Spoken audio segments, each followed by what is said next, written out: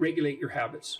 Try to get up at approximately the same time each morning. I would recommend that you get up approximately when other people get up. So that would be something in the neighborhood of 7:30 or 8 in the morning, perhaps earlier, perhaps a little bit later, but you want to stabilize that because your circadian rhythms operate more, fluidly, and your mood is likely to be regulated better if there's islands of stability in your daily routines. Human beings like daily routines, just like dogs like daily routines. And so regulate your sleep. I would say when you get up in the morning, eat breakfast. That's a really important thing to do. I can't tell you how many people I've treated in my clinical practice whose proclivity for emotional instability and depression, anxiety, general hopelessness, emotional pain and gloom and doom, as well as capacity to concentrate, were properly regulated or inhibited or reduced by merely ensuring that they ate a protein and fat rich breakfast relatively soon after they wake up. And that's especially true if they're stressed. And as it turns out that if you stress yourself after a fast, which is of course what you've undertaken if you haven't eaten since the night before, that your body produces enough insulin to deplete the sugar in your blood. And then it's very difficult for you to become regulated properly with regards to your metabolism until you sleep again. And so it can be regulating your sleep, and your breakfast eating habits in particular can be a very effective way of regulating your mood and increasing your capacity to concentrate.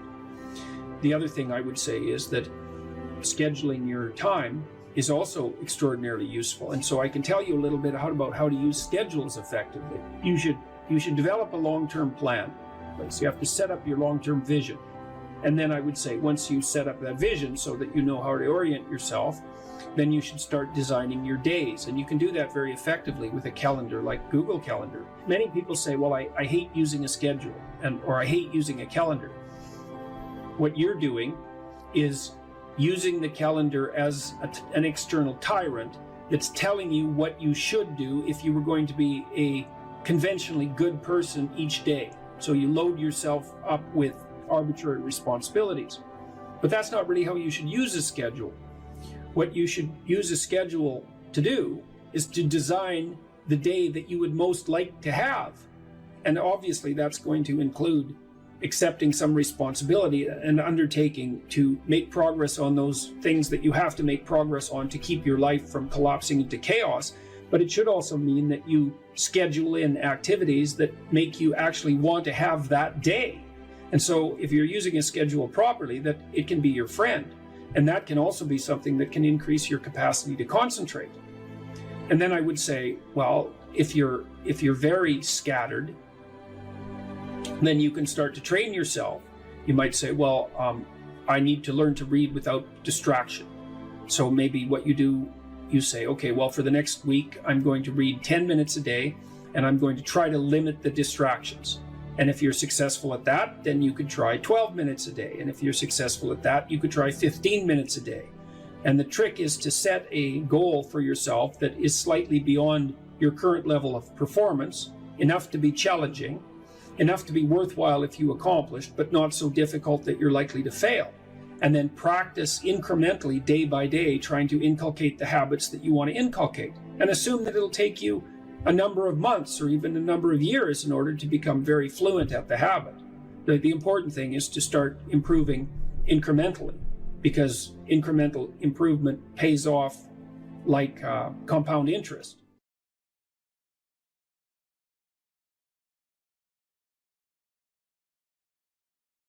I don't have any aims, and then I say, well, pick the least objectionable of the aims and act it out for a while and see what happens, because sometimes your emotional systems are so fouled up that you have to pretend, you have to act the thing out before you can start to believe it.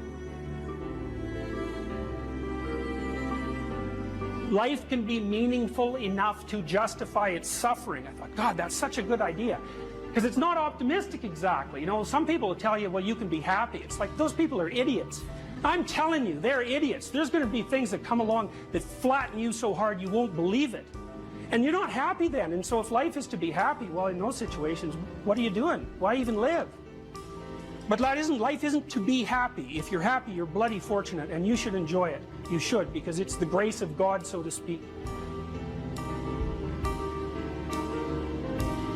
People know when they're doing something meaningful. They can tell, so why the hell don't they do meaningful things all the time? It seems obvious. You could do it. I mean, it's hard, you know, because other people want you to do other things, and it's a struggle, but everything's a struggle. Oh, I get it. I see why. It took me about 10 years to figure this out. People have a choice. Choice number one. Nothing you do means anything.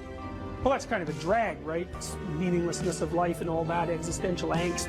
You know, that's kind of a pain. But the upside of nothing that you do is meaningful is you don't have to do anything. You've got no responsibility. Now, you have to suffer because things are meaningless, but that's a small price to pay.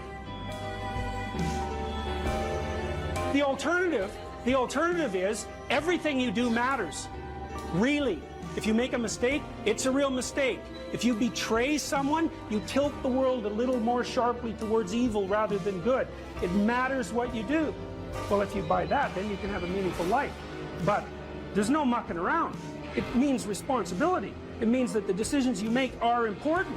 It means that when you do something wrong, it's wrong. Well, do you want that?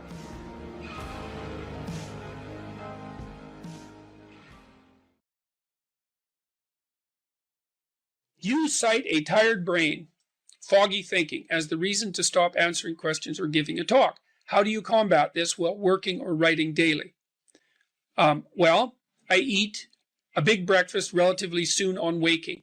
That really helps. If any of you out there are anxious, and many of you no doubt are, there'll be a large number of you who are anxious and don't eat breakfast. There'll be a whole bunch of you out there who think, well, I don't eat breakfast. It isn't necessary. It's like, that's wrong. It's necessary. You fasted all night. If you load yourself cognitively or physiologically in the morning, your brain, stressed, will encourage your body to produce insulin. It will take all the blood sugar out of your blood, and then you're done for the day. And then you'll be anxious. And a lot of the rest of you, too, you'll find if you're anxious, try this. It's really, really interesting experiment. The next time you're anxious, go eat something. Eat some protein and fat would be best. You could have cheese and crackers. I'm not a big fan of carbohydrates, but whatever.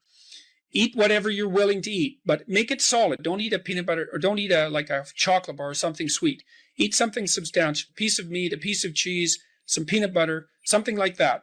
And then wait 10 minutes and see if you're less anxious. And try that for like 2 weeks. Every time you get anxious, eat something. Because then you can find out if your anxiety is linked to low blood sugar. And it's very likely that it is, especially if you also get irritable and foggy in your thinking.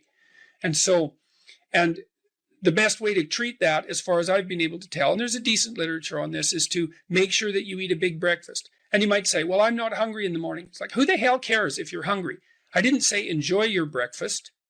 I said eat it. That's not the same thing. You know, there's lots of things that you need to do that you don't enjoy to begin with. You'll get hungry in 6 months, and then you'll start to enjoy it. So that's a massive difference. I take small naps quite frequently. If I'm wiped out, you know, I'll go have a nap for 10 minutes or 15 minutes.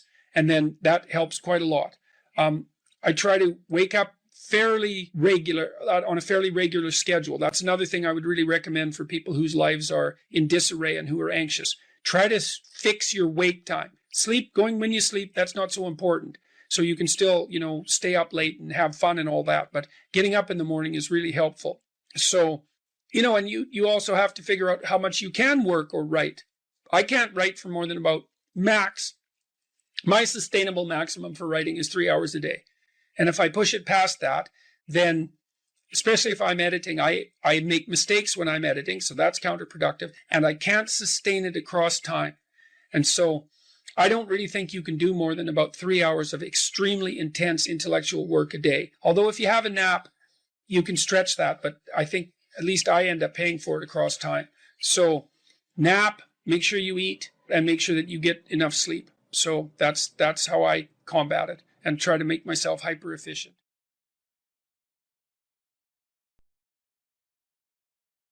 If you work 13% longer hours, you make 40% more money. It's nonlinear. So you think, why is that? Well, imagine you had 10 employees and one of them works an extra 10%. It's not much. Well, how often is that person going to be promoted? Assuming you have a clue as a boss. It's like you're going to look at the 10 people and you're going to think, oh, that guy's always here like 45 minutes early. It's like, why don't we give him the promotion? Obviously, right? So these small edges that you can manage like that, work an extra 10% or extra 13%, have non-proportional payoffs. That's part of the Pareto distribution. So get your sleep cycle organized so you get up in the morning. Learn how to do it. No excuses. I'm too tired in the morning. I don't like mornings. Who cares? That's not relevant. It's like discipline yourself so you can manage it. Schedule your meals, because that's a good disciplinary routine. And then learn to use a calendar, like Google Calendar. Most of you, many of you out there, do not use a calendar. Okay, a calendar is not a prison, and it's not a tyrant. Not if you use it properly. A calendar keeps anxiety at bay. It makes sure that you do what you need to do, which is important because otherwise you fall behind. But if you use it properly, it's also helps you plan what you want to do. So I could say, well, lay out your damn calendar and design the days you would like to have. That's what your calendar is for. So you can put in all sorts of things in there you want to do, and that would be good for you. And that's a really good way to start being more industrious. Make a plan. You need a plan for 3 years. You need a plan for the next year. You need a plan for the next 6 months. You need a plan for the next 3 months. You need a plan for the week. You need a plan for the day. You need a plan for the hour. All of that. I make lists constantly of what I have to do. And they're like daily, weekly, monthly, yearly. Right now, I can't look out more than about 6 months, because my life is too complicated and chaotic. But you need a vision of who you could be, what character you could have. 3 to 5 years out, you can't go much farther than that because life is too unpredictable, I think, to make vision that's longer term than that subject to. There's too much chance associated with it to spend a lot of time on. Maybe you can stretch it to 5 years, and in rare cases, you can have a 10-year goal, but it has to be pretty low resolution. But you want plans at all those levels of resolution. You want to write the things down. And because what are you going to do? You're going to stumble around and get what you need? You're going to stumble around and be useful to other people? And it's useful to be useful to other people, They want to work with you then. They want to do things with you. They want to have you around. They trust you. They open up opportunities for you. And if you stumble around like you're blind, you're not going to get anywhere. And then you're going to suffer. And then you're going to be bitter. And then you're going to be cruel. So that's hell. That's a bad outcome. So unless you want that, don't aim for it. Or aim for the opposite, because that's how you get out of it. Make a plan, man. So when I was doing my clinical work, which I did a lot of career work with my clients, both at a beginner level, I would say, like really a beginner level, with people who had no employment whatsoever, no history of employment, who were undereducated and who lacked every skill you could possibly imagine. These were people who were really in dire straits, up to people who were operating at the top of their profession, but who could still strategize forward. And so, for example, let's say you're at a dead end in your job. Okay, so I don't find my work meaningful. All right, so that's a problem statement. It's like, well, why not? I find the work I do repetitive and boring and without spirit. I have a bad relationship or a neutral relationship with my boss who doesn't know who I am. I have problems with coworkers. All of that needs to be differentiated, right, and analyzed in detail. So we might say, for example, let's say you believe that you're undervalued at work, and maybe you are. What you need to do is you have something to say, and we would have to figure out what it is that you have to say. But it would be some variant of, I'm bringing more value to the table than I'm being compensated for, and that's demoralizing me. And it's also not good for you being my boss, because if I'm actually more valuable than is being recognized, then the fact that you're not valuing me properly means that I will become demoralized. I won't work properly, and you won't get the best out of me. So it's bad for both of us. And if your boss is in principle not amenable to such a discussion, then what you should seriously consider doing is finding another job. Okay, so let's say we're going to set you up for this. Okay, this isn't like next week's enterprise, man. This is your life. So the first thing I would ask is, well, do you have your resume or CV in order? Well, I haven't typed it up for 3 years. Well, What do you think about bringing it up? Well, I'm pretty nervous about that because there's some holes in it. And, I didn't do so well in college and I'm kind of embarrassed about my resume. It's like, okay, bring it in. Let's go through it. Let's at least update it. Let's look where the holes are. Let's look at where the inadequacies are as far as you're concerned, right? This isn't my judgment. It's your judgment. Let's walk through those judgments and see if they're warranted, because maybe you're just too guilty and ashamed and self-conscious and anxious, and you're looking at your resume more critically than someone else would. And maybe there's some holes that you need to rectify. You were 2 courses away from your BA and you dropped out or something like that. Well, maybe we need 6 months to address that. And at least, even if you can't be fully educated, you could be taking some courses online. And so when you went to a new job interview and they said, what about this hole? You'd say, well, I came to terms with that 6 months ago. And in an effort to rectify it, I'm taking the following courses and here's my plan for completion. That's a really good answer. And anyone with any sense who's interviewing will accept that as an indication that although you're not perfect, and who is, that you have a good plan and that you've thought it through. Like, that's the kind of answer that in all likelihood will cement your candidacy for the position. Okay, so now you're going to go to your boss. Well, you have to have your CV and your resume in order, and you have to be able to stand on it solidly, and which at least means that you're prepared to address the inadequacies in a credible, realistic, believable, and truthful manner. All right, now what you do is apply for like 10 jobs. You don't have to take them, but maybe you have to go to an interview or 2 or 3 or 4, and maybe there's a bunch of opportunities out there for you that you didn't even know about. And maybe someone offers you a job. And so now you can go to your boss and say, here's the situation I'm in here at work. Here's my evaluation of the problems in relationship to me. Here's what I could do for you if you gave me a 40% raise and the opportunity to progress, but I'd like to see a plan for that. And I've been looking for other opportunities before conducting this discussion, and I have some. If your boss treats you with contempt at that point and doesn't listen, then perhaps he or she is a little more narcissistic than might be optimal, and it's time to find a new job. But this isn't something you do trivially. And so when you're doubtful, say you're trapped, you ask yourself, well, why am I trapped? And that's a hard question, right? Because some of it's your own inadequacy, a lot of it. And all of the part of it that you can deal with is your own inadequacy. So even if it's unfair, even if you're hemmed in for any number of reasons, inappropriate, like ethnically predicated oppression, let's say, or maybe you're in a workplace that really is sexist in some fundamental sense. Well, that's not good. It's not just, it's not fair, it's not meritorious, all of those things. Man, maybe you shouldn't be there. But what you can do to begin with is every bloody thing you possibly can do to put yourself in the most virtuous and powerful negotiating position possible. And you have to think like a snake in some sense to do that. You got to get the details right. You have to be prepared to bite, and you have to have your eyes on the prize, so to speak.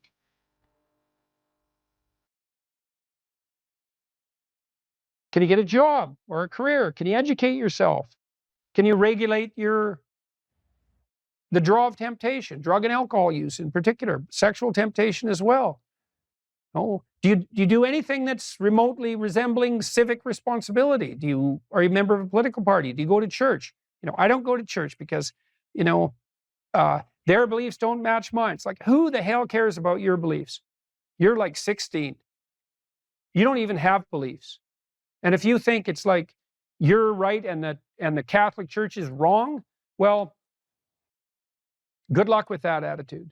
And that isn't to say that the church, for example, or a political party doesn't need repair, because all institutions are always falling apart and corrupt. That's a story as old as time. That's the evil uncle. But good, you have something to do. Go fix it up. Definition of man. What am I, a biologist? But as it happens, I am a biologist, so I guess I don't have that excuse. Productive generosity is good. I once read a good description of Christian charity, and it was productivity plus generosity, which I really like, because the hyper empathic types only concentrate on the generosity end of that. It's like, I'm generous, yeah, but like, do you have any money? No, I'm generous with other people's money. Yeah, well, you're missing half the equation there. And that's really the distinction between conscientiousness and agreeableness from a personality perspective. Those are two cardinal personality traits. And agreeableness, which is basically an empathy dimension, has no correlation whatsoever with success in enterprise, business, creative domains. In fact, among managers, agreeableness looks like it's slightly negatively correlated with success, because hyper-agreeable managers can't say no. They can't discipline their employees. They can't set limits, and they're susceptible to manipulation. So productive generosity is pretty good. There is more to it, obviously, more to being a man than productive generosity. But as a central notion, that's a good one. The productivity requires aim, orientation, responsibility, discipline, all of that willingness to work, that willingness to make sacrifices, which is the hallmark of maturity in the service of a higher goal. And that responsibility, the productive responsibility, should manifest itself in relationship to the individual. So you should be responsible to yourself and your future self, the community of selves that you are across time. And then you should be responsible for and productive for as many people as you can manage. And so that might be first your intimate partner, your wife, second your parents, your siblings, your children, maybe your children primarily, although there's a trade-off there with your wife. Then your local community, then your broader community. You want to take on all that responsibility if you can, in a sense that's both productive and generous. That gives you something to do. Justify your miserable life to yourself and everyone else. And you need to do that. It orients you solidly in the world if you do that. And it gives you a dragon to fight, a real one. And that's where the gold is. So as everyone has known forever, and as we continue to remind ourselves, how should you arm yourself? Well, that's kind of what a humanities education teaches you to some degree. Arm yourself with words. Be precise in your language. Right? Say what you mean. Read great men and great women. Make yourself literate. Get your tongue in order. Get it under your own control. Get rid of the ums and the likes and the you knows and the pauses. And get rid of everything you say that you only say to impress other people. And just see if you can say what you believe to be true. That's an adventure. That's the thing about the truth, If you aren't speaking the truth, well, you got to ask yourself, if you're not speaking the truth, who is it that's talking? If you're saying something that you do not believe to be true, it's not you talking. It's something else. It might be the part of you that wants to manipulate the other person into delivering what you think you want from them.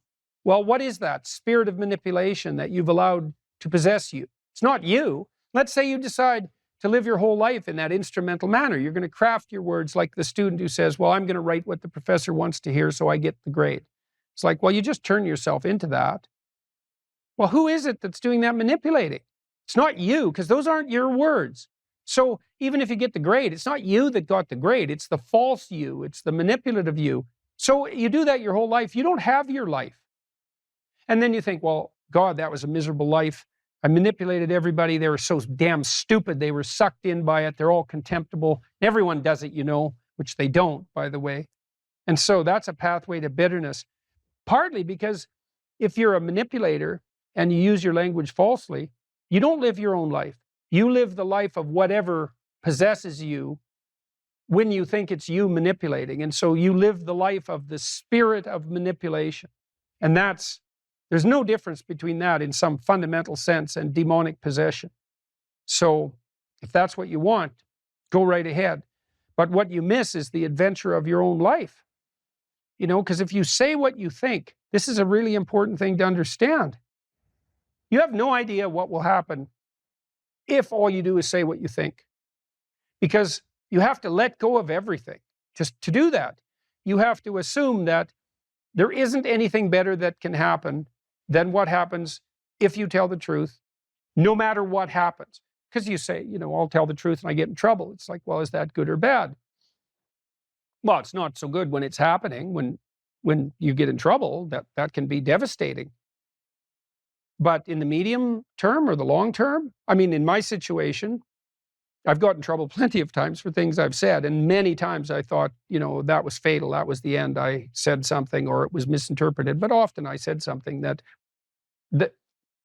I was going to get taken out. I was going to get canceled. And that was the end of my reputation. And every single time, and I hope partly because I didn't say things that I didn't think were true, every single time it switched around. And so eventually the cancellation attempt not only failed, but massively backfired. But man, living in that gap between when the pressure was on, let's say, and it turned around, that wasn't pleasant. But it's certainly adventurous because you don't know what's going to happen. And maybe that is the adventure of your life, right? Imagine that the world was constituted so that the true adventure of your life emerged as a consequence of truth in speech and action. Because that would be reflective of the real you, so it would be you living. And then imagine that the adventure that would occur if you dwelled in the truth would be so overwhelming that it would justify all the suffering.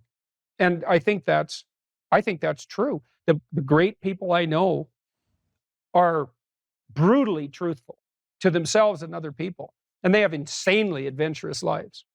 And they also get more and more and more competent. I've talked to my daughter a lot about this. My daughter runs my companies. My daughter didn't know much about business when she started, and she was pretty sick too, and she didn't know a lot. And so it was easy for people who thought they knew a lot about business to pull the wool over her eyes. But Michaela has the ability to ask stupid questions, and we've talked about that a lot. It's like, you only have to ask a stupid question once if you're alert.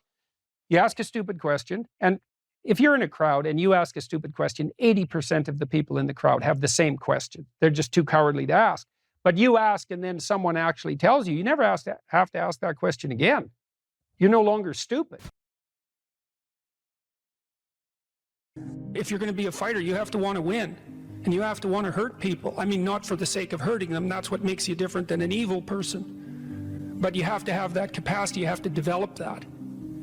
And that's the step on the way to enlightenment, weirdly enough, because that isn't what people think. People have been fed this diet of pablum, rights and impulsive freedom for so long. There's just an absolute starvation for the other side of the story. There are no rights, technically speaking, without responsibilities. And all we've had for 60 years is a dialogue about rights. Well, that leaves a hole on the other side of the story. And it's a hole that's in people's hearts, essentially. Because responsibility, well, perhaps that's not more important than rights. Like I said, they're part and parcel of the same formula. But it's in responsibility that most people find the meaning that sustains them through life. It's not in happiness. It's not in impulsive pleasure. Those things blow away at the first ill wind. But to adopt the responsibility for your own well-being and to try to put your family together and to try to serve your community and to try to seek for eternal truths and to live them, that's the sort of thing that can ground you in your life enough so that you can withstand the difficulty of life. And when you tell people that, especially when you include yourself in the audience, let's say, and you're not finger waving from above, then everyone knows that it's true. There's been this attempt to identify masculine competence and power, let's say, but mostly competence with tyranny, and that's very, very hard on young men. It's also hard on young women, for that matter, but it's very helpful for people to hear that they should make themselves competent and dangerous and take their proper place in the world, because it's the alternative to being weak. And weak is not good. The people who shoot up the high schools, they're weak. They're weak. And life is a very difficult process, and you're not prepared for it unless you have the capacity to be dangerous. That doesn't mean that you should be cruel. It doesn't mean any of that. There's a statement in the New Testament, the meek shall inherit the earth. But the meek isn't well translated. It means something more like, those who have swords and know how to use them but keep them sheathed will inherit the world. That's a way better way of thinking about it. You have to be powerful and formidable and then peaceful, in that order, right? And that's not the same as being naive and weak and harmless, which is what young men are being encouraged to be. It's like, that's a very bad idea. It's a very bad idea, because naive, weak, and harmless means that you can't withstand the tragedies of life. You can't bear any responsibility. You'll end up bitter. And when you get bitter, then you get dangerous. You don't treat adult men as if they're infants.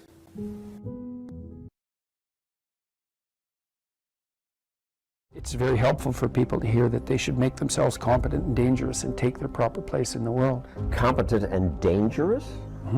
Why dangerous? Because it's the alternative to being weak. And weak is not good. The people who shoot up the high schools, they're weak. They're weak. How is it good to be dangerous? Because it makes you formidable. And life is a very difficult process. And you're not prepared for it unless you have the capacity to be dangerous. That doesn't mean that you should be cruel. It doesn't mean any of that. There's a statement in the New Testament, the meek shall inherit the earth. But the meek isn't well translated. It means something more like those who have swords and know how to use them but keep them sheathed will inherit the world. That's a way better way of thinking about it. You have to be powerful and formidable and then peaceful, in that order. And that's not the same as being naive and weak and harmless, which is what young men are being encouraged to be. It's like, that's a very bad idea. It's a very bad idea. Because naive, weak, and harmless means that you can't withstand the tragedies of life. You can't bear any responsibility. You'll end up bitter. And when you get bitter, then you get dangerous. But one thing I'm not getting, there's a big difference between letting people do something for themselves and saying men should be dangerous.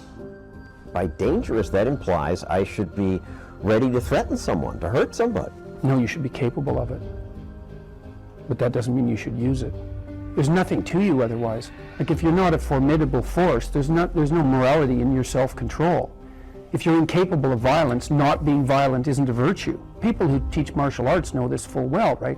If you learn a martial art, you learn to be dangerous, but simultaneously you learn to control it. Both of those come together.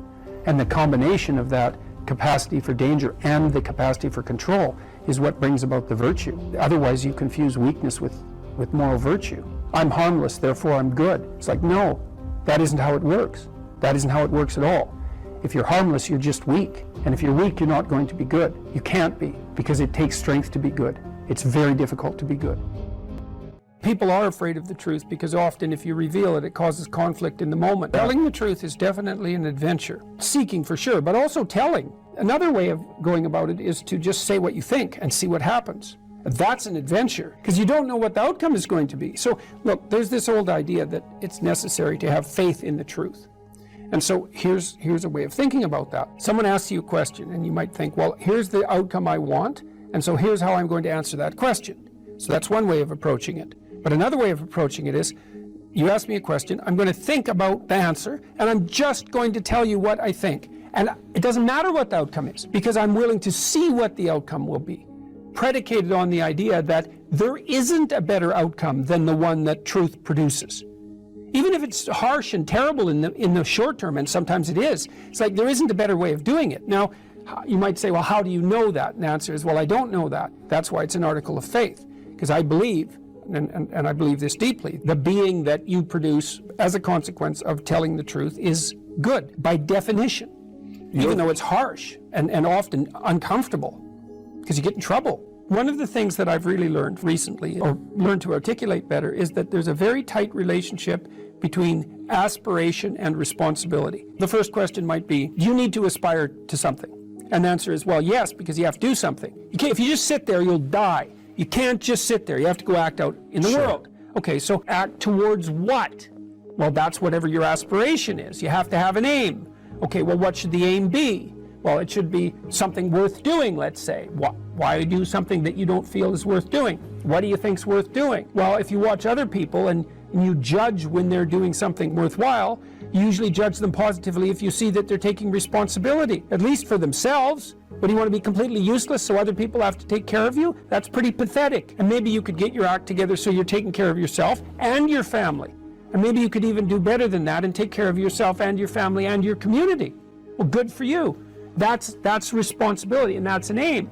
Well, here's one of the things that's cool about that, is that your life doesn't have meaning without aspiration or an aim. Okay, so you need a hierarchy of values. There's got to be something at the top. It's got to be something important. If you don't have that, your life doesn't have any meaning. So if you criticize the hierarchy, or even the idea of hierarchy, you destroy the idea of aspiration, and then people have nothing. Well, that's not helpful. People are built for a struggle, and they're built for a weight, and you want to take on a heavy burden voluntarily. See if you can put yourself together. See what you can do out in the world while you're waiting to die. It's an all-in game. It better be worthwhile. You need a family, you need friends. Like, you don't need to have all these things, but you better have most of them. Family, friends, career, educational goals, plans for, time outside of work, attention to your mental and physical health, etc. That's what life is about. And if you don't have any of those things, well, then all you've got left is misery and suffering. So that's a bad deal for you. So, number one, specify your damn goals, because how are you going to hit something if you don't know what it is? That isn't going to happen. And often people won't specify their goals too, because they don't like to specify conditions for failure. So if you keep yourself all vague and foggy, which is real easy, because that's just a matter of not doing as well, then you don't know when you fail. And people might say, well, I really don't want to know when I fail because that's painful, so I'll keep myself blind about when I fail. That's fine, except you'll fail all the time then. You just won't know it until you've failed so badly that you're done. And that can easily happen by the time you're 40. You would like to be productive and have a good life. And that's how you make the schedule. It's like, and then you look at the day and you think, well, if I had that day, that'd be good. Great, and you're useless and horrible, so you'll probably only hit it with about 70% accuracy, but that beats the hell out of 0, right? And if you hit it even with 50% accuracy, another rule is, well, aim for 51% the next week, or 50.5% for God's sake, because you're going to hit that position where things start to loop back positively and spiral you upward. So that's one way that you can work on your conscientiousness, is to plan a life you'd like to have. And you do that partly by referring to social norms. That's more or less rescuing your father from the belly of the whale. But the other way you do that is by having a little conversation with yourself about, as if you don't really know who you are, because you know what you're like. You won't do what you're told. You won't do what you tell yourself to do. You must have noticed that. It's like you're a bad employee and a worse boss, and both of those work for you. You don't know what you want to do, and then when you tell yourself what to do, you don't do it anyways. But, my point is that you have to understand that you're not your own servant, so to speak. You're someone that you have to negotiate with. And you're someone that you want to present the opportunity of having a good life to. And that's hard for people, because they don't like themselves very much. They're always like cracking the whip and then procrastinating, and cracking the whip and then procrastinating. And it's like, God, it's so boring and such a pathetic way of spending your time. And you know what that's like, because you probably waste like 6 hours a day. What you do now is going to multiply its effects in the future. And you need to know what your damn time is worth. One of the things you should be asking yourself is, when you spend an hour, was that, well, would have I paid someone $50 to have had that hour? And if the answer is no, it's like, well, maybe you should do something else with your time. And it depends on whether or not you think that your time's worthwhile. But the funny thing about not assuming that is, if you assume your time isn't worthwhile, what happens is you don't just sit around sort of randomly in a state of responsibility-less bliss. What you do is you suffer existentially. Someone who is incapable of cruelty is a higher moral being than someone who is capable of cruelty. And I would say, and this follows Jung as well, that that's incorrect, and it's dangerously incorrect, because if you are not capable of cruelty, you are absolutely a victim to anyone who is. And so part of the reason that people go watch anti-heroes and villains is because there's a part of them crying out for the incorporation of the monster within them, which is what gives them strength of character and self-respect, because it's impossible to respect yourself until you grow teeth. And if you grow teeth, then you realize that you're somewhat dangerous, or maybe somewhat seriously dangerous, and then you might be more willing to demand that you treat yourself with respect and other people do the same thing. And so that doesn't mean that being cruel is better than not being cruel. What it means is that being able to be cruel and then not being cruel is better than not being able to be cruel. Because in the first case, you're nothing but weak and naive.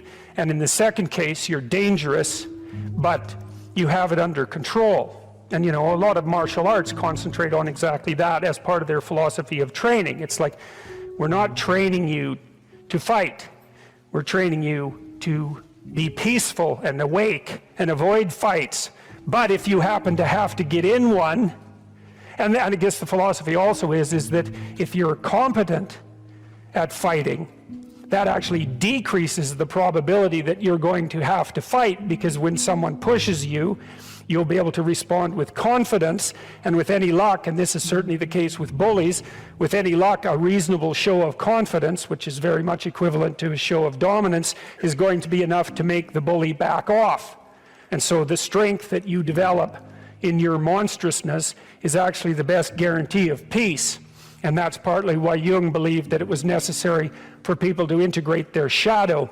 And he said that was a terrible thing for people to attempt, because the human shadow, which is all those things about yourself that you don't want to realize, reaches all the way to hell. And what he meant by that was, it's through an analysis of your own shadow that you can come to understand why other people are capable, and you as well, of the sorts of terrible atrocities that characterized, let's say, the 20th century. And without that understanding, there's no possibility of bringing it under control. When you study Nazi Germany, for example, or you study the Soviet Union, particularly under Stalin, and you're asking yourself, well, what are these perpetrators like? Forget about the victims, let's talk about the perpetrators. The answer is, they're just like you. And if you don't know that, that just means that you don't know anything about people, including yourself.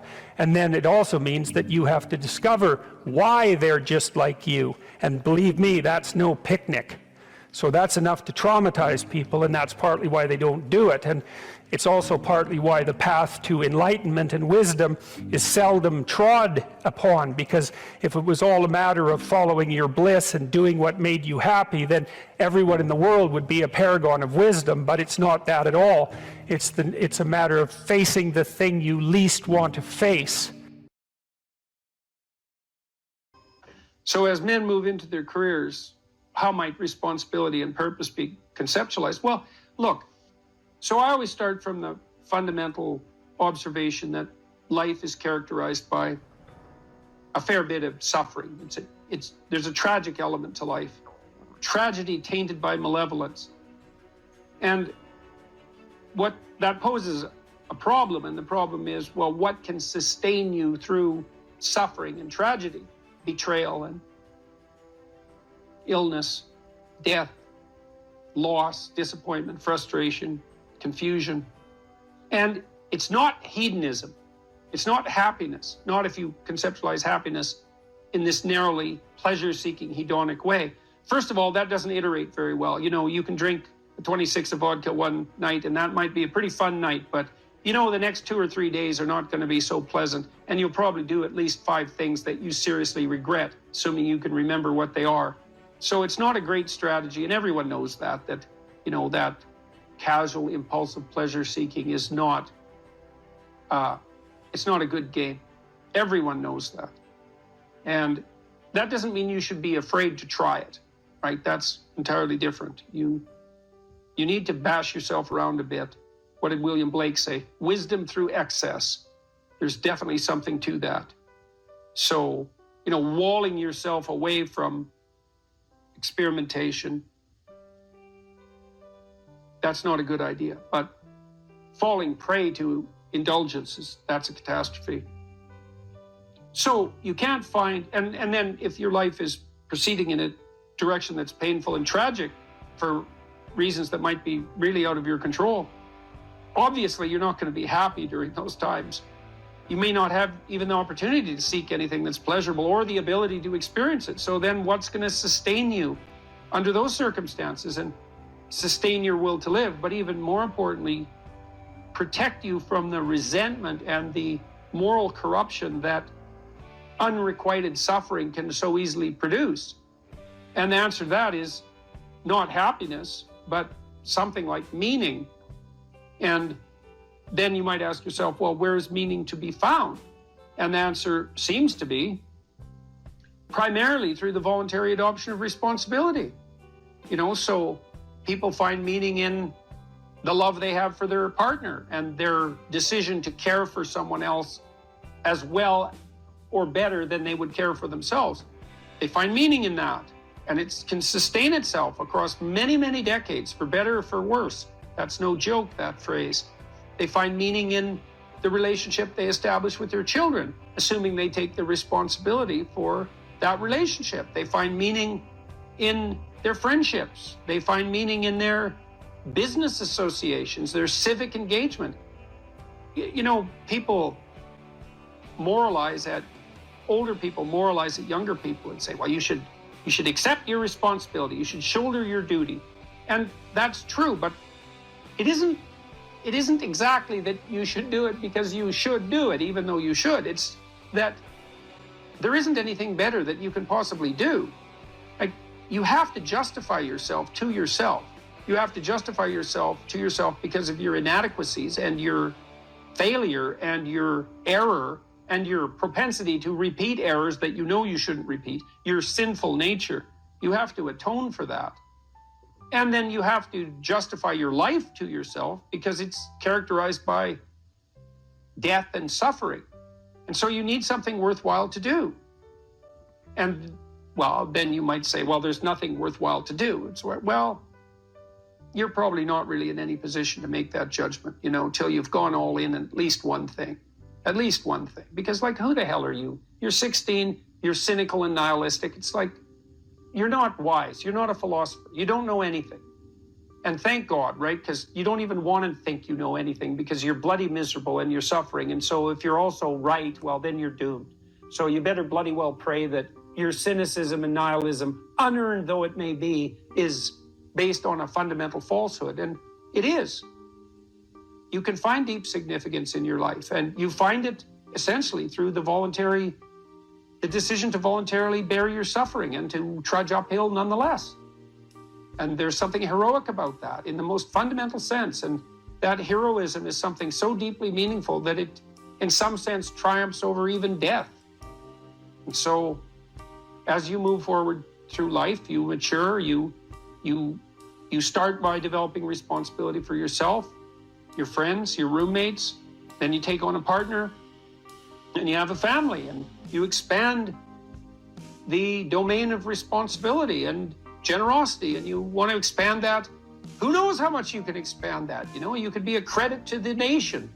Well, there's an aim. Why don't you aim to be like credit to the nation by the time you're 50? Because what, you got something better to do than that? And the answer to that's no. And, you know, what are you going to do? You're going to pursue endless one-night stands. You're going to bury yourself nose deep in cocaine. You're going to become an alcoholic. You're going to pursue that tinsely, trashy hedonism that is nothing but destructive and generates nothing but self-contempt, and then bitterness, then misery, then vengefulness. It's like, that's why do that? I mean, it's easier in some sense, right? Although it's not, because it's rife with catastrophe and suffering. So it's way better to envision yourself as, that's the cross image fundamentally, right? The pathway to redemption is to bear your cross up the hill voluntarily. It's a hell of a thing to ask, right? Because you have to accept the fundamental limits of your mortal vulnerability. And you have to say to yourself, I will do good nonetheless. Right? And that's not obedience. That's not naivete. That's a cold decision, man. So everyone great makes that decision.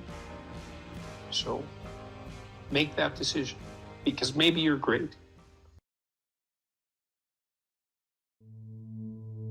Most creative people fail at producing their creative product and monetizing it, right? So your default position, if you're a creative person, is you're going to fail.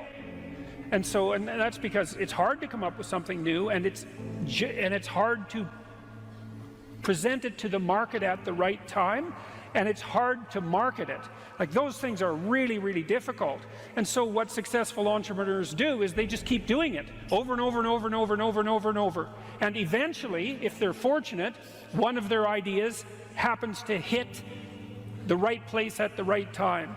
And so that's also Darwinian in some sense. You know, you're creating all these little enterprises that are sort of alive.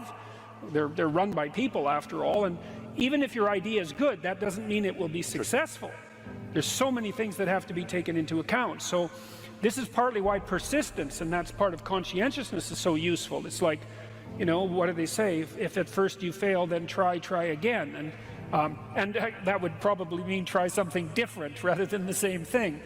But persistence is helpful because it enables you to run many experiments. And you need to know that the baseline is failure. You know, it's important because otherwise you'll blame that on yourself. You know, and some of that's useful because there's probably some things that you could improve about yourself, but it's very difficult to go from 0 to 1, you know.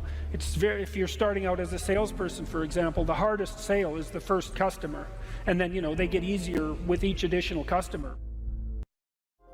You got to know that there are differences in intelligence. It's really important. If you go into a job and you're not smart enough for that job, you're going to have one bloody miserable time.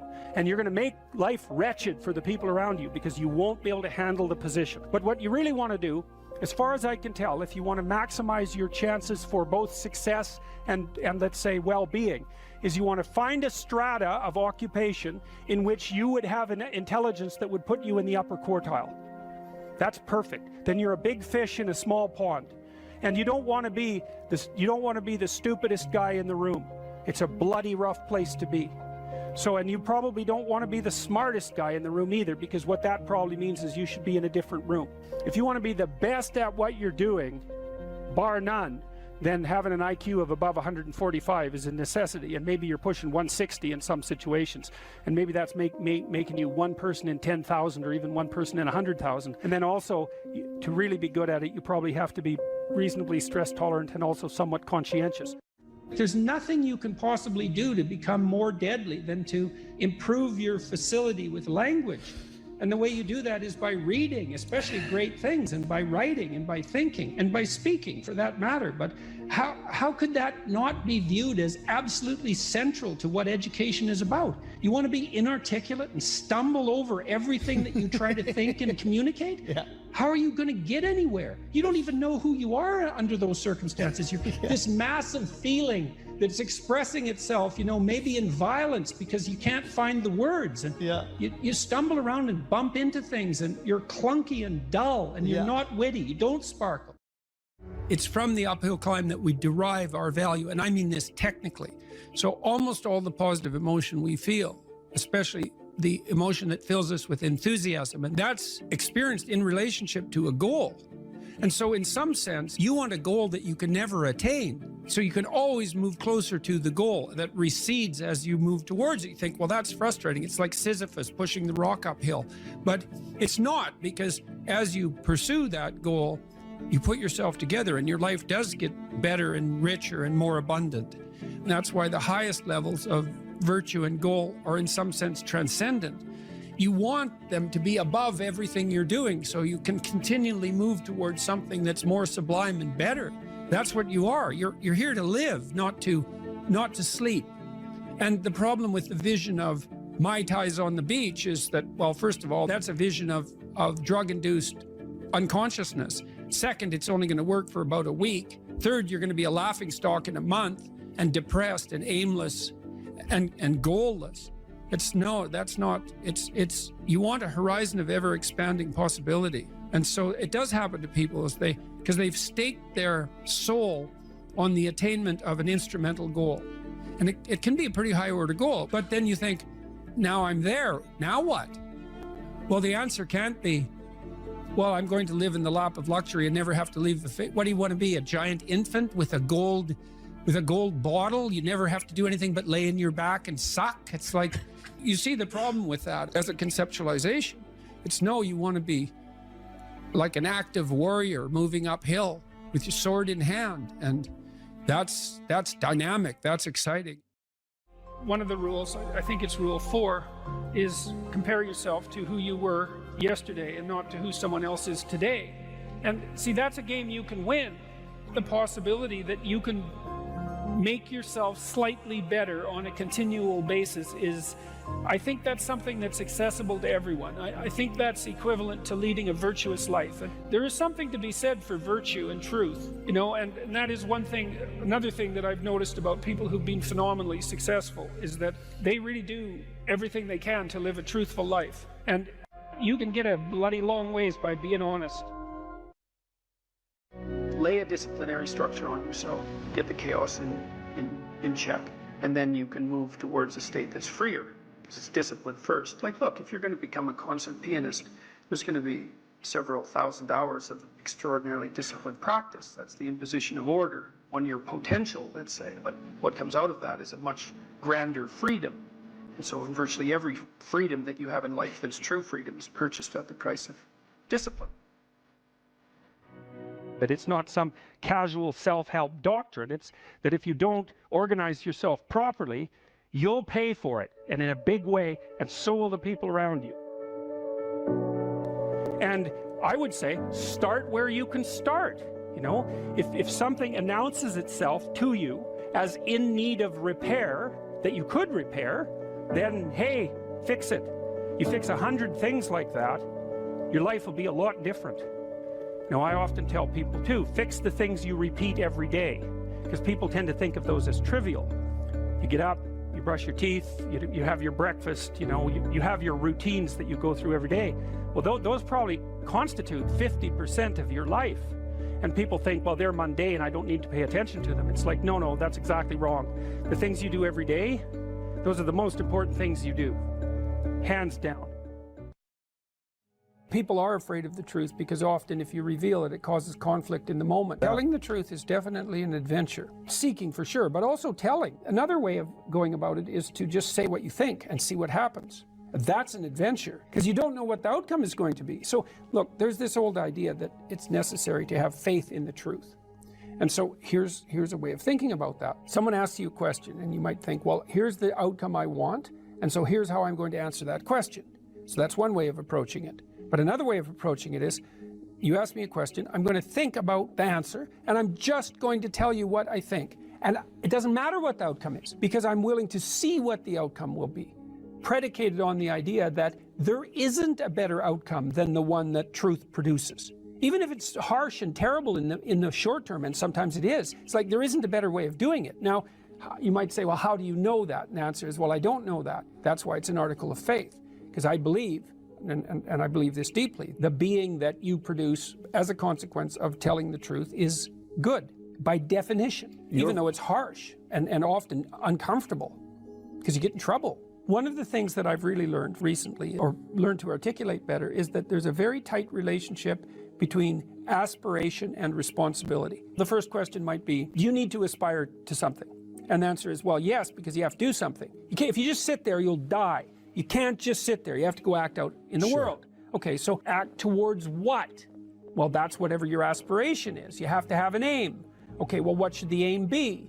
Well, it should be something worth doing, let's say. Why do something that you don't feel is worth doing? What do you think's worth doing? Well, if you watch other people and you judge when they're doing something worthwhile, you usually judge them positively if you see that they're taking responsibility, at least for themselves. What, do you want to be completely useless so other people have to take care of you? That's pretty pathetic. And maybe you could get your act together so you're taking care of yourself and your family. And maybe you could even do better than that and take care of yourself and your family and your community. Well, good for you. That's responsibility, and that's an aim.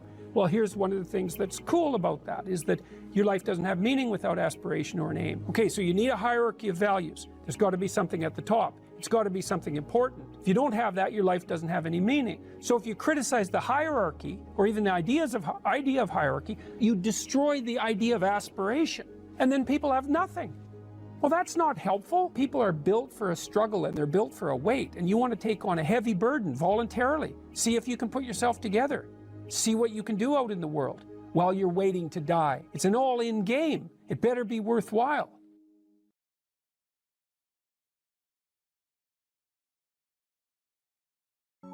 Make a damn schedule and stick to it. Okay, so what's the rule with the schedule? It's not a bloody prison. That's the first thing that people do wrong. They say, well, I don't like to follow a schedule. It's like, well, what kind of schedule are you setting up? Well, I have to do this, then I have to do this, then I have to do this, you know, and then I just go play video games, because who wants to do all these things that I have to do? It's like, wrong. Set the damn schedule up so that you have the day you want. That's the trick. It's like, okay, I've got tomorrow. If I was going to set it up so it was the best possible day I could have, practically speaking, what would it look like? Well, then you schedule that, and obviously there's a bit of responsibility that's going to go along with that, because if you have any sense, one of the things that you're going to insist upon is that at the end of the day, you're not in worse shape than you were than at the beginning of the day, right? Because that's a stupid day.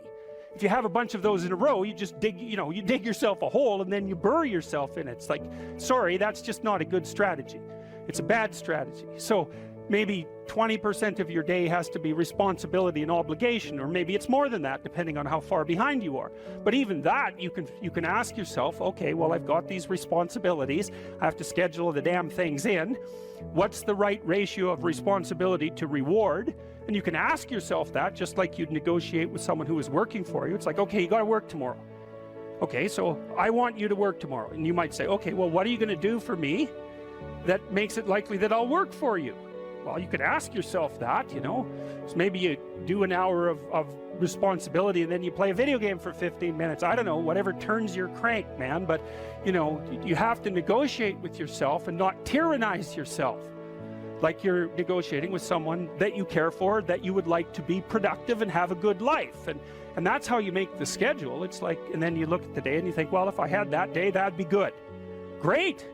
And you're useless and horrible, so you'll probably only hit it with about 70% accuracy, but that beats the hell out of 0, right? And if you hit it even with 50% accuracy, another rule is, well, aim for 51% the next week, or 50.5% for God's sake, or because you're going to hit that position where things start to loop back positively and spiral you upward. Plan a life you'd like to have, and you do that partly by referring to social norms. That's more or less rescuing your father from the belly of the whale. But the other way you do that is by having a little conversation with yourself about, as if you don't really know who you are, because you know what you're like. You won't do what you're told. You won't do what you tell yourself to do. You must have noticed that. It's like you're a bad employee and a worse boss, and both of those work, for you. You don't know what you want to do, and then when you tell yourself what to do, you don't do it anyways. You should fire yourself and find someone else to beat. But my point is that you have to understand that you're not your own servant, so to speak. You're someone that you have to negotiate with, and you're someone that you want to present the opportunity of having a good life to. And that's hard for people because they don't like themselves very much. So, they're always like cracking the whip and then procrastinating, and cracking the whip and then procrastinating. And it's like, God, it's so boring and such a pathetic way of spending your time. And you know what that's like, because you probably waste like 6 hours a day. And I think we did an economic calculation about that a while back, right? Your time's probably worth $50 an hour, something like that. I mean, you're not getting paid that now, but you're young, and so this is investment time, and what you do now is going to multiply its effects in the future. So let's say it's $50 an hour, which is perfectly reasonable. So if you waste 6 hours a day, and you are, then you're wasting about $2,000 a week, or about $100,000 a year. So like, go ahead, but that's what it's costing you every hour. And you need to know what your damn time is worth. So let's say it's not $50, it's 30, whatever. Maybe it's 100, it's somewhere in that range. One of the things you should be asking yourself is, when you spend an hour, was that, well, would have I paid someone $50 to have had that hour? And if the answer is no, it's like, well, maybe you should do something else with your time. And it depends on whether or not you think that your time's worthwhile. But the funny thing about not assuming that is, if you assume your time isn't worthwhile, what happens is you don't just sit around sort of randomly in a state of responsibilityless bliss. What you do is you suffer existentially. And I would think about this, because I'll tell you what it is that you need to do to be successful. Some of these things aren't so malleable, but others are things that you can work on. Well, IQ, well, that's a rough one, because there's no evidence, as far as I can tell, that you can do a damn thing about your IQ. I was just reading a paper by Dan Simon today. It's a relatively recent review. Dan Simon did the invisible gorilla stuff, and he was looking, because there's all these companies that claim that these online brain training exercises can produce cognitive improvements, and he reviewed the literature again. And I've reviewed that literature like 6 times in the last 15 years, because I keep hoping that someone will crack the problem, but it's always the same answer. It's like, you do brain training games, you get better at the game, a lot better at that game. You get slightly better at similar games, but distal games that are still heavily cognitively loaded doesn't affect your performance at all. 0, none. So the issue of how to raise IQ, man, that's a killer. No one knows how to do it. I can tell you how to stop your IQ from decreasing as you get older. That's not so bad, because it does that. Fluid IQ decreases from the time you're 20 and pretty rapidly. It's physical health is the best preventative. So exercise, physical exercise.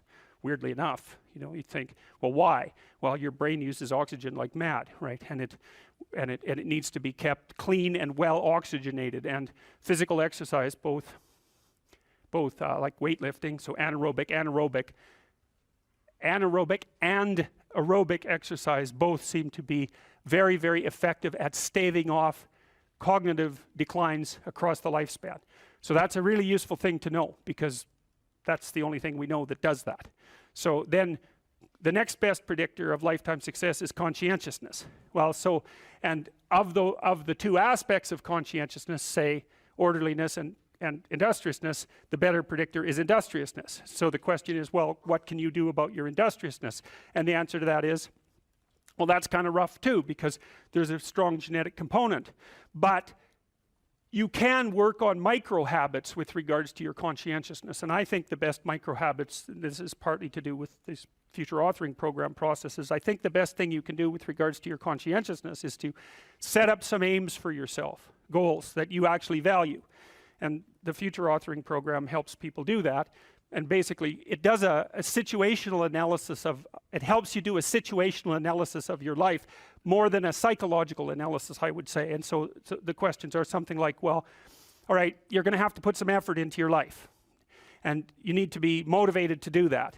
And so what are the potential sources of motivation? Well, you could think about them in the big five manner. You know, if you're extroverted, you want friends. If you're agreeable, you want an intimate relationship. If you're disagreeable, you want to win competitions. If you're open, you want to engage in creative activity. If you're high in neuroticism, you want security. Okay, so those are all sources of potential motivation that you could draw on, that you could tailor to your own, you know, your own personality. But then there are dimensions that you want to consider your life across. And so we ask people about, well, you know, if you could have your life the way you wanted it in 3 to 5 years, if you were taking care of yourself properly, you know, what would you want from your friendships? What would you want from your intimate relationship? How would you like to structure your family? What do you want for your career? Well, how are you going to use your time outside of your job? And how are you going to regulate your mental and physical health, and maybe also your drug and alcohol use? Because that's a good place to auger down, you know, because alcoholism, for example, wipes out, you know, 5 to 10% of people. So you want to keep that under control. And then so maybe, you know, you develop a vision of what you would like your life to be, and that associates the goal. Well, once the goal is established, and then you break down the goal into micro processes that you can implement, the micro processes become rewarding in proportion, in relation to their causal association with the goal, and that tangles in your incentive reward system. You know, we talked about the dopaminergic incentive reward system, and that's the thing that keeps you moving forward. And the way it works is that it works better if it produces positive emotion when it can see you moving towards a valued goal. Okay, well, what's the implication of that? Better have a valued goal, because otherwise you can't get any positive motivation working out. And so the more valuable the goal, in principle, the more the micro processes associated with that goal start to take on a positive charge. And so what that means is, well, you get up in the morning and you're excited about the day, you're ready to go. And so as far as I can tell, what you do is you specify your long-term ideal. Maybe you also specify a place you want to stay the hell away from, so that you're terrified to fail as well as excited about succeeding, because that's also useful. You specify your goal. You do that in some sense as a unique individual. You want to specify goals that make you say, oh, if that could happen as a consequence of my efforts, it would clearly be worthwhile. Because the question always is, why do something? Because doing nothing is easy. You just sit there and you don't do anything. That's real easy. The question is, why would you ever do anything? And the answer to that has to be because you've determined by some means that it's worthwhile. And then the next question might be, well, where should you look for worthwhile things? And one would be, well, you could consult your own temperament. And the other would be, well, you kind of look at what it is that people accrue that's valuable across the lifespan. So you do a structural analysis of the subcomponents of human existence, and I already did that. You need a family, you need friends. Like, you don't need to have all these things, but you better have most of them. Family, friends, career, educational goals, plans for, you know, time outside of work, attention to your mental and physical health, etc. You know, that's what life is about. And if you don't have any of those things, well, then all you've got left is misery and suffering. So that's a bad deal for you. So once you set up that goal structure, let's say, and that's really in many ways that's what you should be doing at university. That's exactly what you should be doing, is trying to figure out who it is that you're trying to be, right? And you aim at that, and then you use everything you learn as a means of building that person that you want to be. And I really mean want to be. I don't mean should be. Even those things are going to overlap. And it's important to distinguish between those, because that's partly, and this is back down to the micro routine analysis. So as I was saying, well, you're going to try to make yourself more industrious. Okay, number one, specify your damn goals, because how are you going to hit something if you don't know what it is? That isn't going to happen. And often people won't specify their goals too, because they don't like to specify conditions for failure. So if you keep yourself all vague and foggy, which is real easy, because that's just a matter of not doing as well, then you don't know when you fail. And people might say, well, I really don't want to know when I fail, because that's painful. So I'll keep myself blind about when I fail. That's fine, except you'll fail all the time then. You just won't know it until you've failed so badly that you're done. And that can easily happen by the time you're 40. So I would recommend that you don't let that happen. So that's willful blindness, right? You could have known, but you chose not to. Okay, so once you get your goal structure set up, you think, okay, if I could have this life, it looks like that might be worth living, despite the fact that it's going to be, you know, anxiety provoking and threatening, and there's going to be some suffering and loss involved and all of that. Obviously, the goal is to have a vision for your life such that, all things considered, that justifies your effort. Okay, so then what do? Well, then you turn down to the micro routines. It's like, okay, well, this is what I'm aiming for. How does that instantiate itself day to day, week to week, month to month? And that's where something like a schedule can be unbelievably useful. Google Calendar. It's like, make a damn schedule and stick to it. Okay, so what's the rule with the schedule? It's not a bloody prison. That's the first thing that people do wrong. They say, well, I don't like to follow a schedule. Well, it's like, well, what kind of schedule are you setting up? Well, I have to do this, then I have to do this, then I have to do this, you know, and then I just go play video games, because who wants to do all these things that I have to do? It's like, wrong. Set the damn schedule up so that you have the day you want. That's the trick. It's like, okay, I've got tomorrow. If I was going to set it up so it was the best possible day I could have, practically speaking, what would it look like? Well, then you schedule that. And obviously there's a bit of responsibility that's going to go along with that, because if you have any sense, one of the things that you're going to insist upon is that at the end of the day, you're not in worse shape than you were than at the beginning of the day, right? Because that's a stupid day. If you have a bunch of those in a row, you just dig yourself a hole and then you bury yourself in it. It's like, sorry, that's just not a good strategy. It's a bad strategy. So maybe 20% of your day has to be responsibility and obligation, or maybe it's more than that, depending on how far behind you are. But even that, you can ask yourself, okay, well, I've got these responsibilities. I have to schedule the damn things in. What's the right ratio of responsibility to reward? And you can ask yourself that, just like you'd negotiate with someone who is working for you. It's like, okay, you got to work tomorrow. Okay, so I want you to work tomorrow. And you might say, okay, well, what are you going to do for me that makes it likely that I'll work for you? Well, you could ask yourself that, you know. So maybe you do an hour of responsibility and then you play a video game for 15 minutes. I don't know, whatever turns your crank, man. But, you know, you have to negotiate with yourself and not tyrannize yourself. Like you're negotiating with someone that you care for, that you would like to be productive and have a good life. And that's how you make the schedule. It's like, and then you look at the day and you think, well, if I had that day, that'd be good. Great.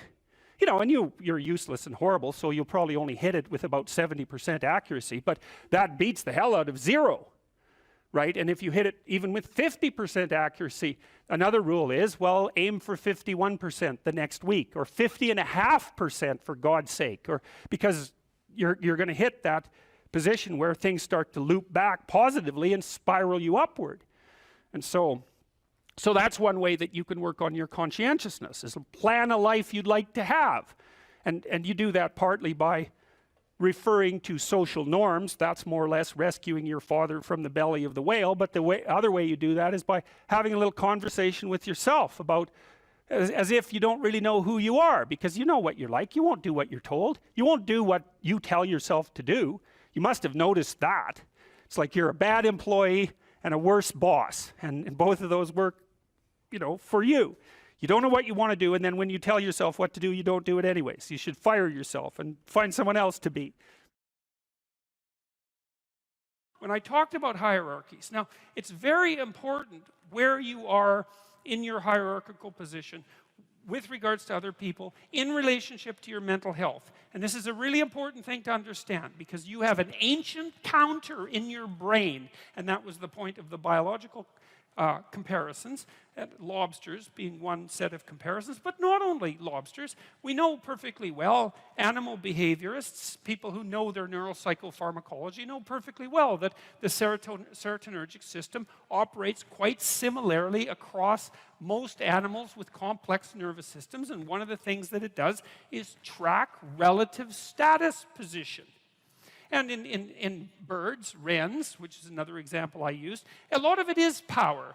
You know, wren's a little bird. It's quite a cute bird. It sings very nicely, and you think it's harmless, but it's not. It's a vicious little character. And I used to sit in my backyard and record wren songs on my tape recorder, and the wren that lived in our backyard would dive bomb it, you know, 4 inches away, and it was very brave of him. And he had a little nest that was up in a tree, and there were some nests that we had built, birdhouses, in the neighborhoods nearby, in the yards nearby. And he would go, like half his day spent stuffing those other birdhouses with sticks, so full that no bird could get in them. You know, it was like, this is my damn yard, which is what he was saying when he was singing so beautifully. And you better look the hell out, because if you build, I'm going to stuff your damn house with sticks, and if I see you sitting on a branch, I'm going to dive bomb you and knock you off.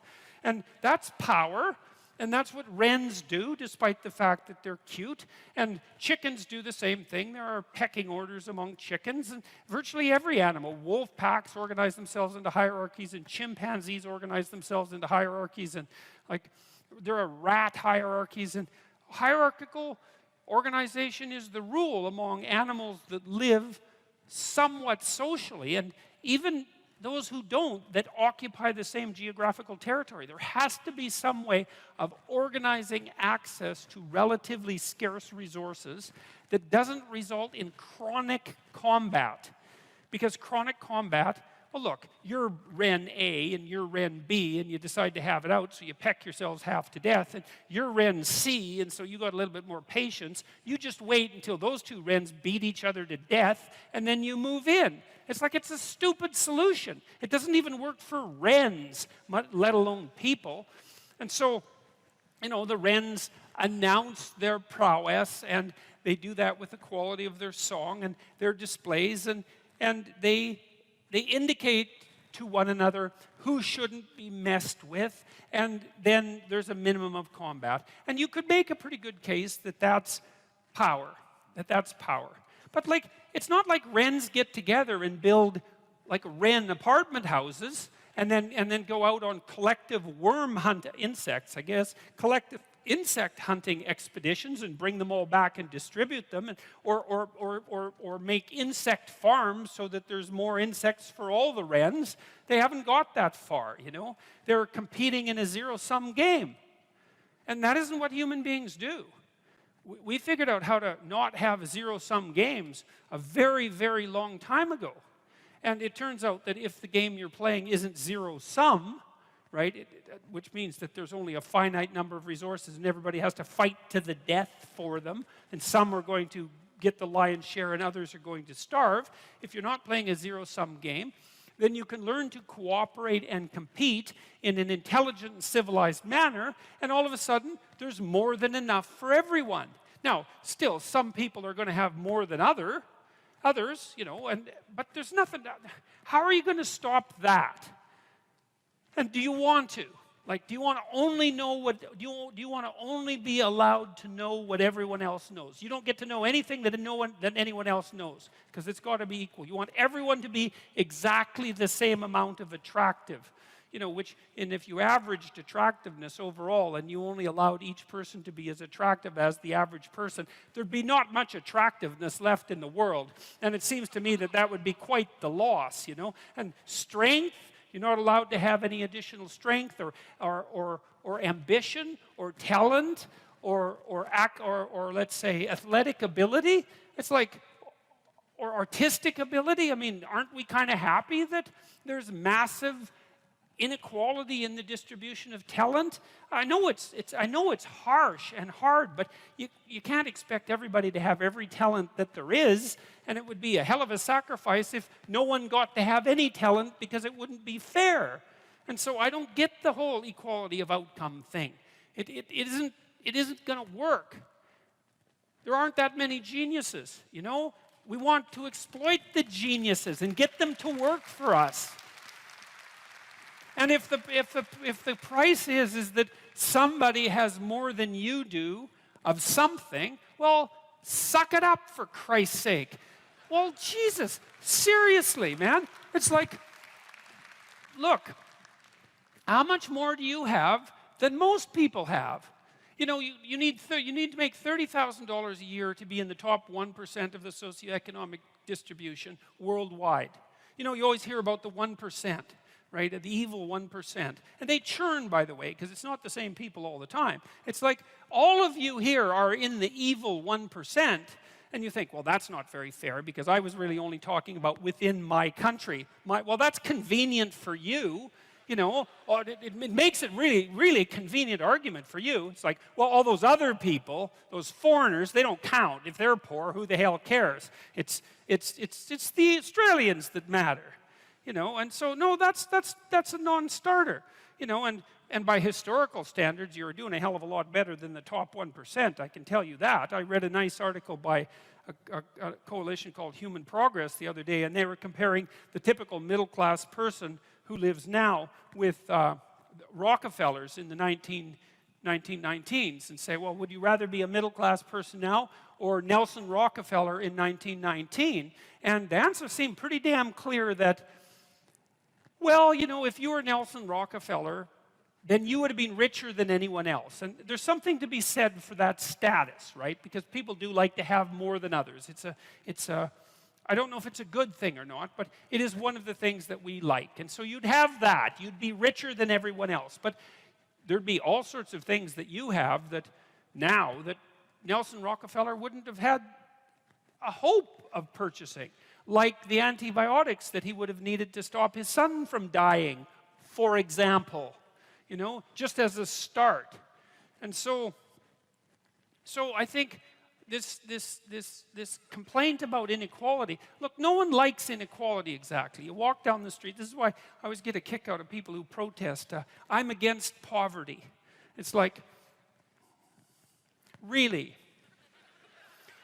You're against poverty, and you think that's a unique enough attribute so that it was worth your time to make a sign that said that you were against poverty and show other people.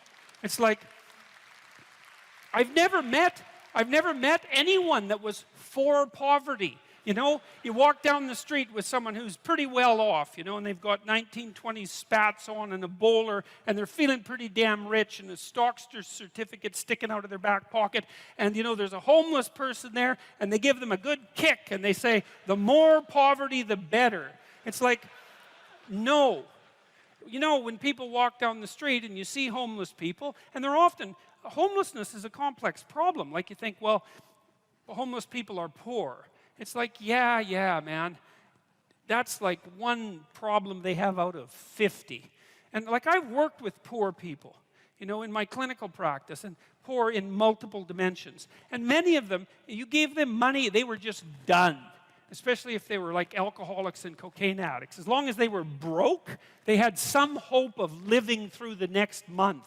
But as soon as their unemployment check showed up, man, they were face down in the ditch 3 days later, right? Nothing but cocaine and alcohol with all their idiot friends for 3 days. And then they'd show up back in my practice saying, God, I relapsed again. I said, well, what happened? Well, my money came in.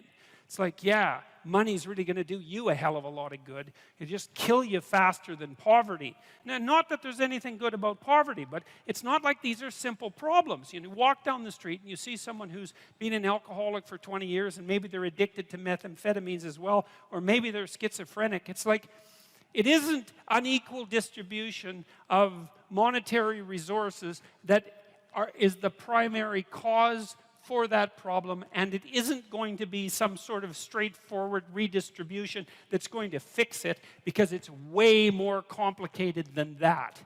And so, and then the whole power thing too. It's like, look, I get it. I get the left wing issue, and I really do. And I think I get it better than the damn left-wingers get it. Because, most of the radical types, they follow Marx, and they say, well, one of Marx's dictums was that capital tended to accumulate in the hands of fewer and fewer people. So then I learned about Piaget, and Piaget had some very interesting ideas, and I think I've told you already what Piaget was up to. He wasn't a developmental psychologist. He didn't even regard himself as a psychologist. He wanted to reconcile science and religion. That's what he was doing through his entire bloody life, because it drove him crazy when he was an adolescent. And he didn't think that he would be able to survive unless he could bring those two things together. So he's working on the same problem. And so one of the things that Piaget, who was very prone to observation, he was an ethologist of human beings. That's a good way of thinking about it. An ethologist is a scientist who studies animals by watching their behavior rather than studying them under laboratory conditions. And he got very interested in the spontaneous emergence of morality in the play of children. It was so smart, that idea that, when kids come together and unify themselves towards a particular goal, so in play, that a morality emerges out of that. And that morality, and I've mentioned this before, there's a morality in game 1, there's a morality in game 2, there's a morality in game 3. What's common across all those moralities is a meta-morality. And so the meta-morality emerges from the particular moralities that are embedded in particular cooperative situations. We could say cooperative and competitive situations. You can expand that out biologically to some degree to the idea of the dominance hierarchy, right? Every social animal, and even many animals who aren't social, are embedded in a dominance hierarchy. The dominance hierarchy has a structure, or we couldn't call it a dominance hierarchy. Dominance hierarchy A, B, C, D, E, thousands of them across thousands of years. You extract out from all of them what's central to all of them. That's the pyramid of value. What question do you need answered about the pyramid of value? What's at the top? Because that's the ideal. That's the eye at the top of the pyramid, or the golden Buddha in the lotus. It's the same thing. It's the same thing as the crucifix, paradoxically enough.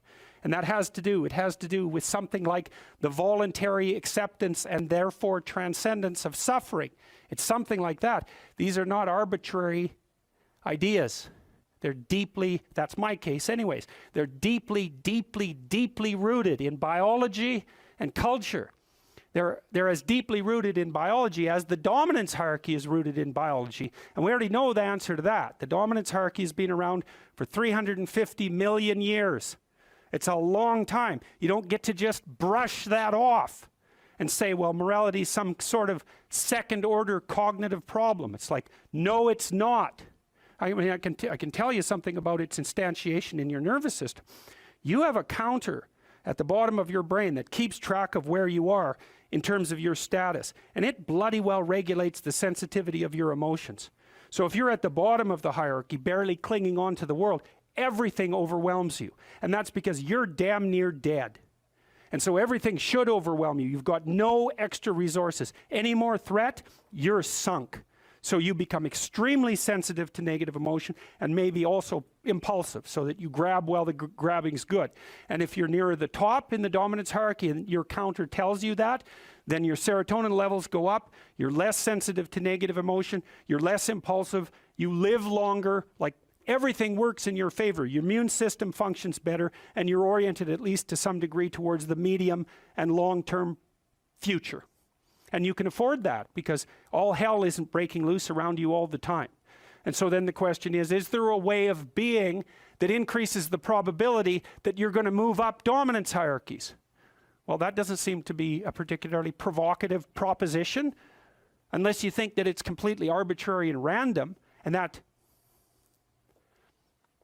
you can think that if you want, but I don't think there's any evidence for that whatsoever. I mean, we certainly have, even for sexual selection, we impose criteria. They're not random and arbitrary. So, okay, so back to Jung. So what was Jung trying to do? Well, he was trying to see, Jung believed that once we had stopped populating the cosmos with gods, that they went inside. That's a good way of thinking. Well, think about it this way. You know, an archaic person looks at the sky and uses his imagination to populate the sky. What's the sky? Well, it's the constellations. It's the domain of the gods. Well, why? Well, because the gods are what are out there beyond your understanding. Well, that's what you see when you look up at the sky. So you populate the night sky with figures of your imagination. So the gods are the things that you broadcast out of your imagination and see spread over the world. It's like the contents of your unconscious are manifesting themselves when you encounter the unknown. It's exactly what it is. That's exactly how else could it be, right? You're projecting your fantasy onto what you don't understand. That's how you start to cope with what you don't understand. You populate the unknown with deities. Where did they come from? They came from your imagination. Well, what happens when you take them out of the world? Do they disappear? No. They just go back into your imagination. So that's where Jung dug down to find them. That's the same motif as rescuing your dead father or rescuing your father from the belly of the whale. It's the same idea, is that the corpses of the gods inhabit your imagination. So where do you go if you need to revivify them? You go into your imagination. And that's exactly what Jung did. And I mean, this is no secret. If you read Jung, he tells you that's what he did. He tells you that's why he did it. It's not an interpretation on my part. Well, so then the question is, what's down there? Is it just mess and catastrophe? Or is there something in it that's patterned? Well, Jung's proposition was that you rediscover the great archetypes that guide human being by investigating the structure of your imagination. When he thought about the imagination, in some sense, at least in part, as a manifestation of your biology. Well, yes. What else would it be? You know, and I told you that story about my nephew, I believe, right? About him running around as a knight and then going off to have a combat with the dwarves and the dragons. It's like, well, where did that come from? Well, partly it came from his culture, right? Because he was a knight, and so obviously that's a cultural construct. But the thing is that his imagination it's this structure that's looking for things to fill itself with, just like your predisposition to language. You have a predisposition to language. What is that? We don't know. What does it do? It looks for things in the world to fill itself with, right? And if you first of all, when you start to learn how to speak, you babble every phoneme. Did you know that? If I was learning to speak an Asian language, there would be phonemes I couldn't pronounce, and vice versa. An infant, all of them, they babble all the phonemes, and then as they start to learn the language, they lose the ability to say a bunch of them and only retain the ones that are relevant to that language. So a baby babbles all possible languages, that's a way of thinking about it, and then loses the ability. So that's you can see there. So you could say, well, you manifest the potential to be possessed by the set of all possible archetypes. It's built into your biology. And then as you're enculturated in your own culture, the set of archetypes that manifest themselves in that culture are the ones that you pull in for your own use. So my nephew's running around like a knight. Well, you know, if he would have been born in the middle of the Amazon, he would have been running around with a bow and, you know, a poisoned arrow and a bow. It's the same thing. It's the same idea. It's just trapped out in different cultural dress. And his little imagination was trying to solve the problem. How do you deal with the unknown? Well, what's the unknown? It's these little devils that keep jumping up on you and biting you, and they come out without end. So just killing them, it's like cutting the head off the Hydra, right? 7 more grow. Well, what the hell good is it to solve one problem when there's just a bunch more problems that are going to come after you? And that's everyone's question. That's the ultimate question of nihilism, right? Why bother solving a problem if all that's going to happen is that 20 more problems are going to come your way? Why not just give up and die? Well, right, it's a good question. It's a good question, right? Is the suffering so intense that the whole game should just be brought to an end? That's another fundamental question of existence. And people who've become truly malevolent answer that question in the affirmative. They say, it's too much, we should destroy it. Now, I wouldn't say they're precisely doing it only for humanitarian reasons, but you have to understand and appreciate the logic. It's not irrational. That's the other thing. It's not irrational to work for the destruction of being. It's not irrational. In fact, it might be the most rational thing you could come up with. Depends on your initial set of presuppositions. So, Jung, down into the belly of the beast, so to speak, to see what lurks in the imagination. He sees the birthplace of archetypal ideas. Well, what are archetypal ideas? They're patterns of, you could think about them as representations of patterns of adaptive behavior. And so then you might ask, well, where did they come from? Well, that's part of what I've been trying to teach you about. They evolved, as far as I can tell, right? They evolved collectively, is that our society, and this is the dominance hierarchy idea. Dominance hierarchies set themselves up as a matter of course. They're the standard way that animals organize themselves in a territory. Well, okay, human beings are watching those dominance hierarchies since we became self-aware, thinking, what the hell are we up to? What the hell are we up to? And there's a question that lurks in there.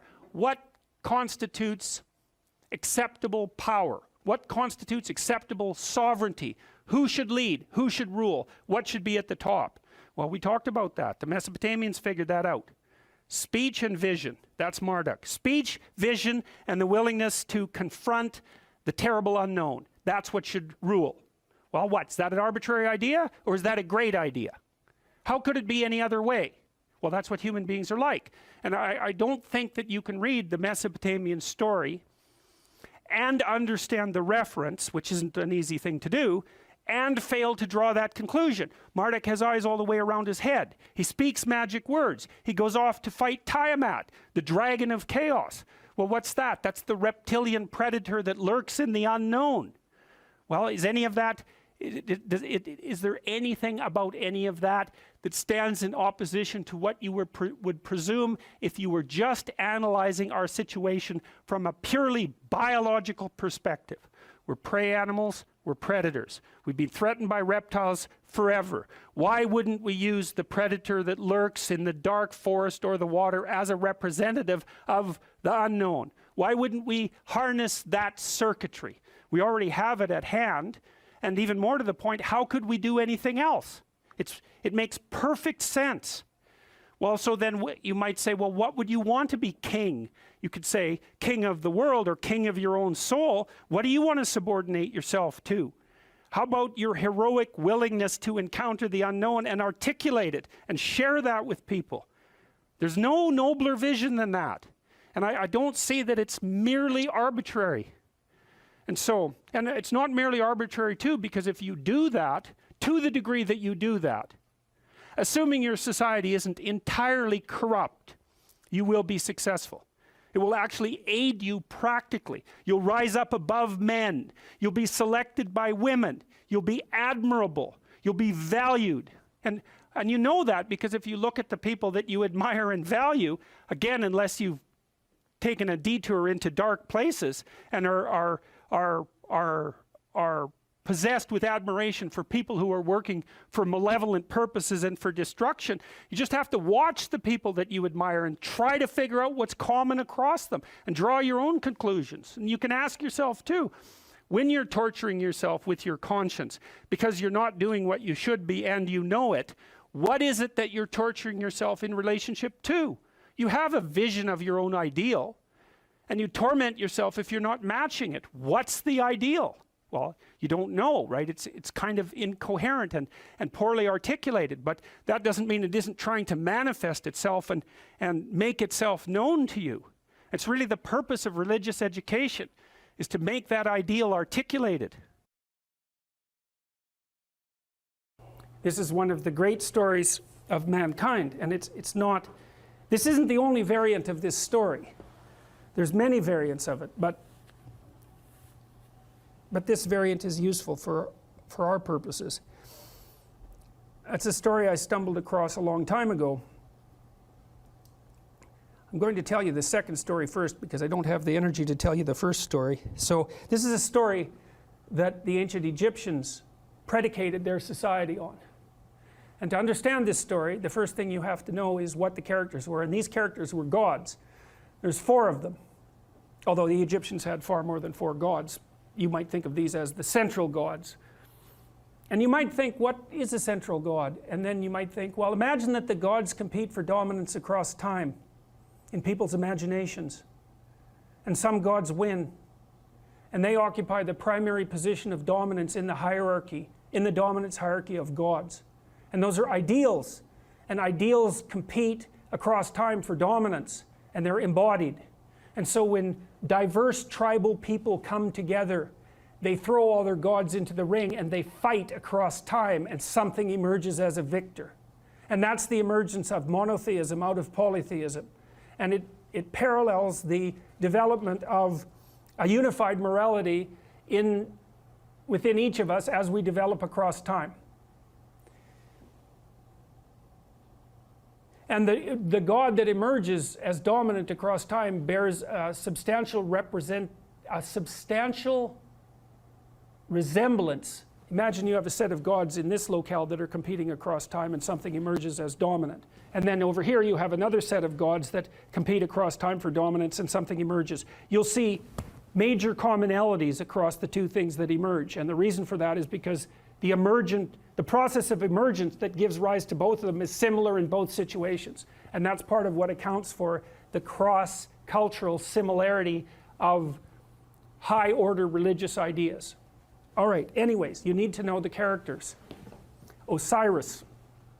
Osiris is the old king. He's Dumbledore for all intents and purposes. He's the old king.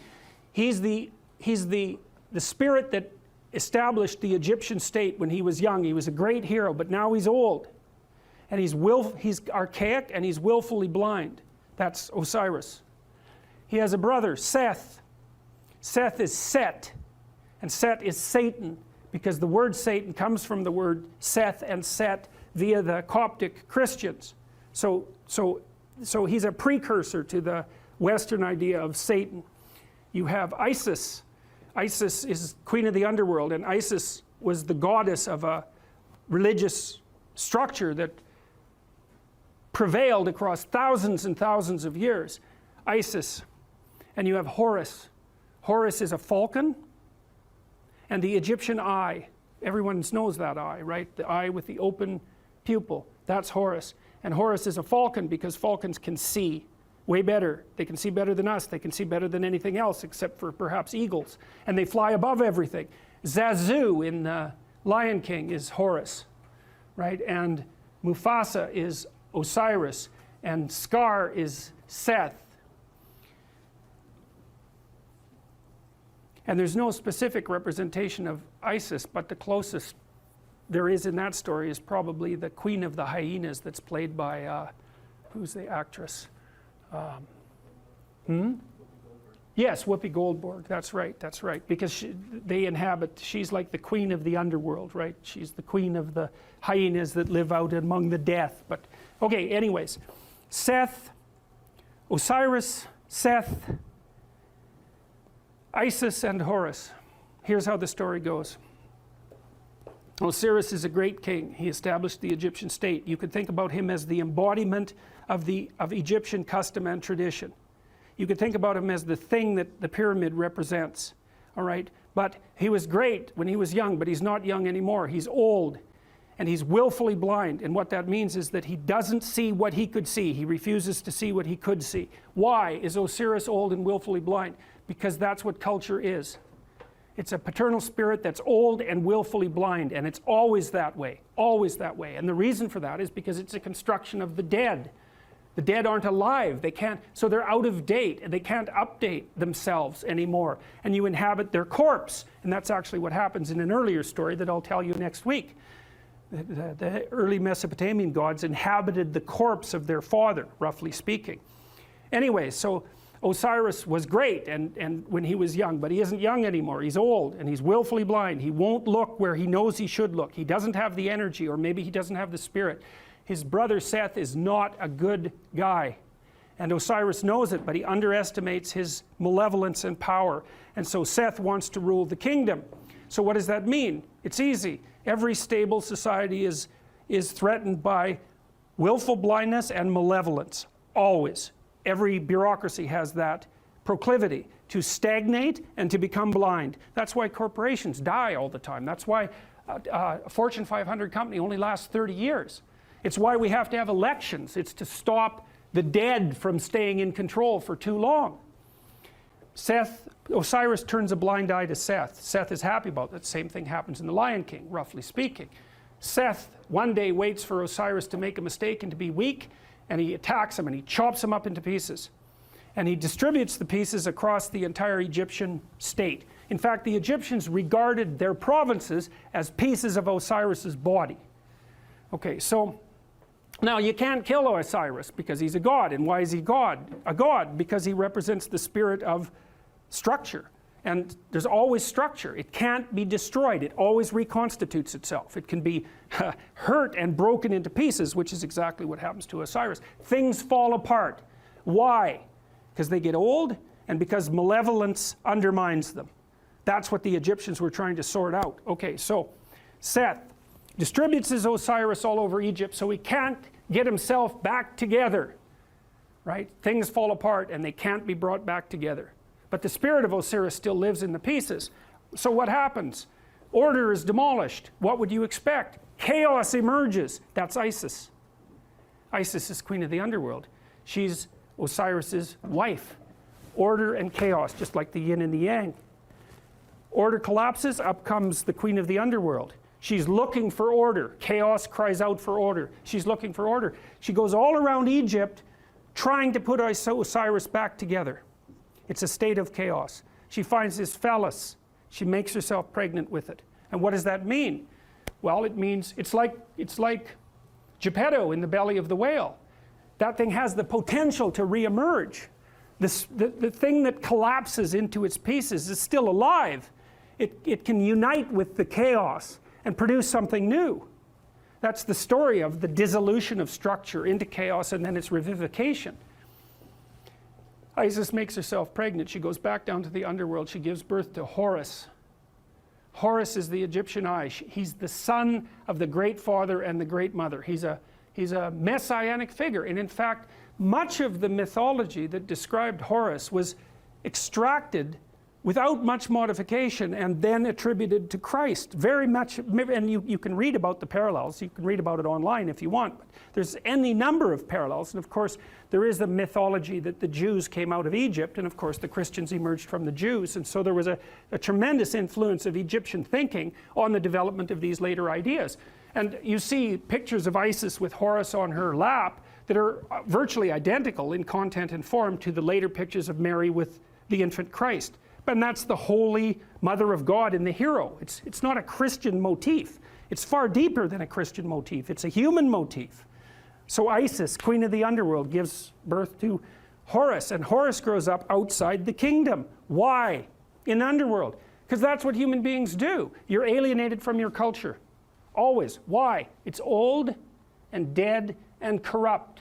And so that leaves you growing up in chaos. What would you call alienated from your fundamental culture. That's the story of adolescence. Horus grows up. He can see. That's what differentiates him from Osiris. That's why he's a falcon. He goes and has a fight with Seth. And now the difference between Osiris and Horus is that Horus does not underestimate Seth. He knows exactly what he's up against. He goes and has a terrible battle with him, trying to get his kingdom back. Something else that's echoed in the Lion King story. And while Horus and Osiris or Seth are fighting, Seth tears out one of his eyes. Now why? Because Seth is the embodiment of destruction and malevolence, and no matter how conscious you are, if you encounter that, even voluntarily, the probability that it's going to damage your consciousness is extraordinarily high. That's why people don't do it. So the eye is torn out, but Seth is defeated, and Horus banishes him to the nether regions of the kingdom. You can't kill him. Why? Because the malevolent, destructive force that threatens states never dies. It's always there. You can only remove it temporarily. Now Horus is king, Pharaoh, king, God. He's got his eye, and so you think, well, he's going to just pop that back in his head, and then he's going to be able to lead. He's going to be able to take his place at the uppermost pantheon of gods properly. But that isn't what he does. He takes his eye and he goes back to the underworld, just like Pinocchio going into the depths to rescue Geppetto. And down there is the spirit of Osiris, who's extant as a kind of half-dead ghost. And he gives Osiris his eye. Now Osiris can see. So what does that mean? You go down into the chaotic, when threatened by malevolence, even to the point of damage to your consciousness.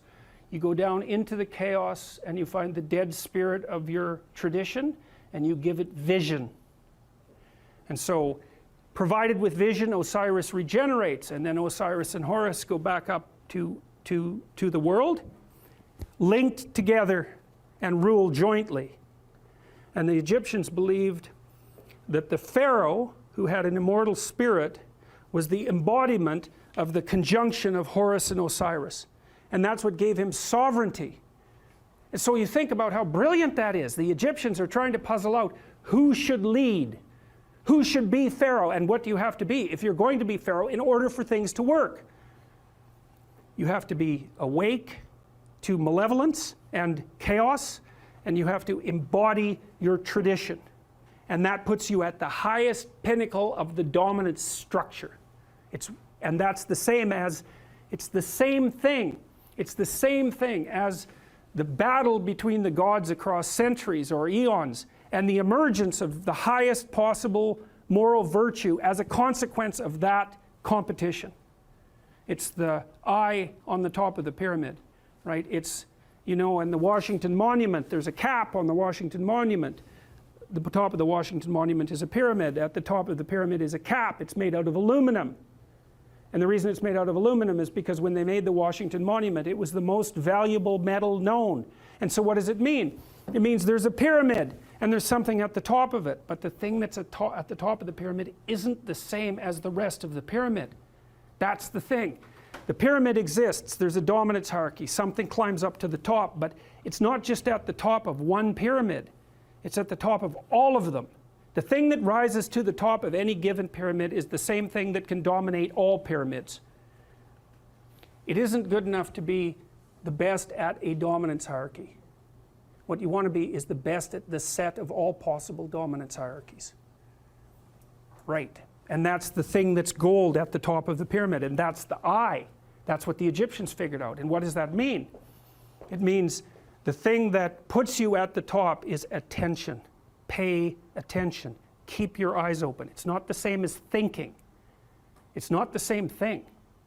It's like watching. And the thing about human beings is we can see.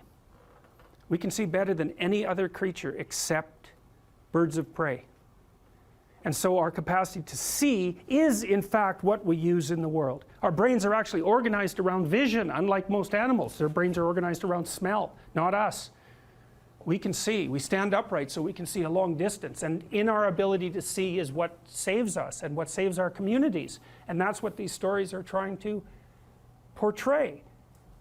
And you might say, well, why didn't people just say so? And the answer to that is because they didn't know.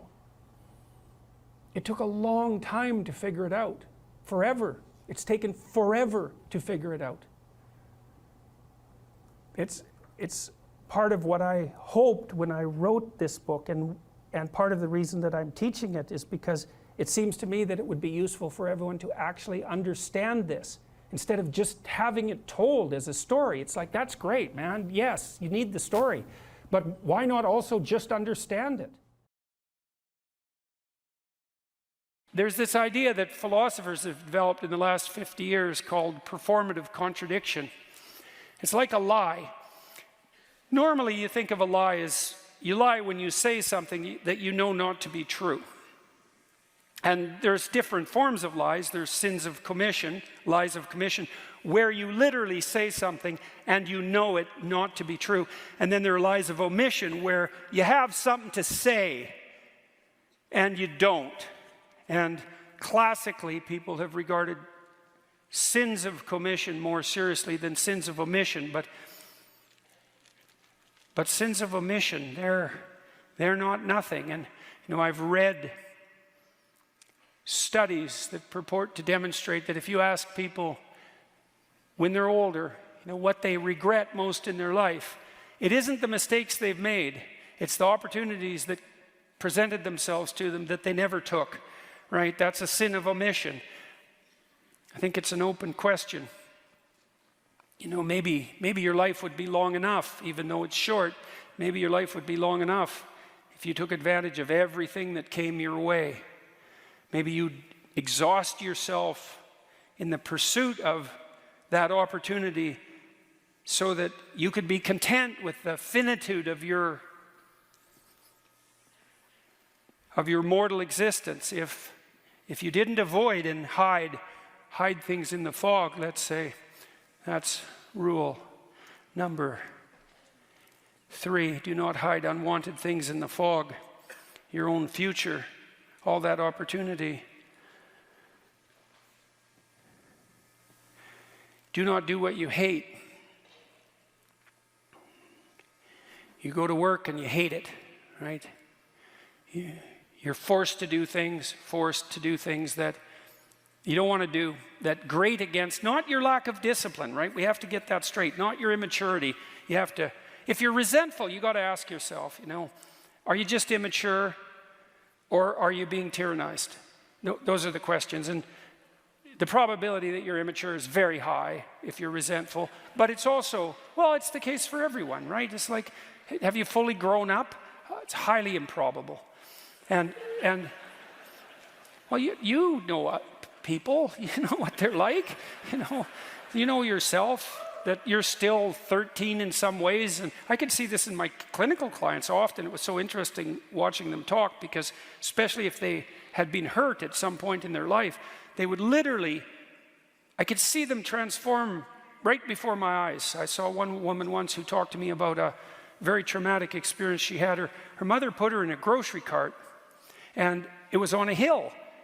And she rolled down the hill in the bloody grocery cart, and it spilled her out. And she ended up in a hospital and under the care of a pretty damn psychopathic nurse. And it really tilted her towards paranoia for the rest of her life. Right? She was so shocked, first of all, that she got hurt, and second of all, that when she went for help, she encountered someone malevolent who actually, what would you say, fed on her pain. She never recovered from that. And then when she was telling me the story, she was like a 55-year-old woman. She was 5. Like everything about her just shifted, like her tone of voice, the set of her face, the voice she used. You could just see that part of her had come to one crash and halt in the out-of-control shopping cart that hit the pavement hard when she was 5 years old. And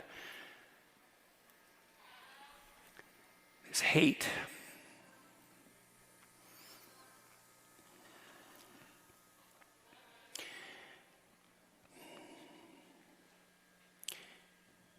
There's this idea in the New Testament. It's a very tricky idea. There's one unforgivable sin. People have argued forever about what that is.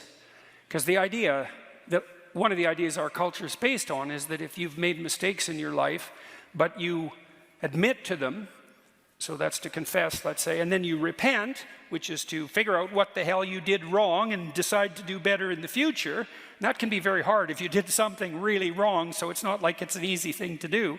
It's difficult in proportion to the magnitude of your failure to aim, let's say.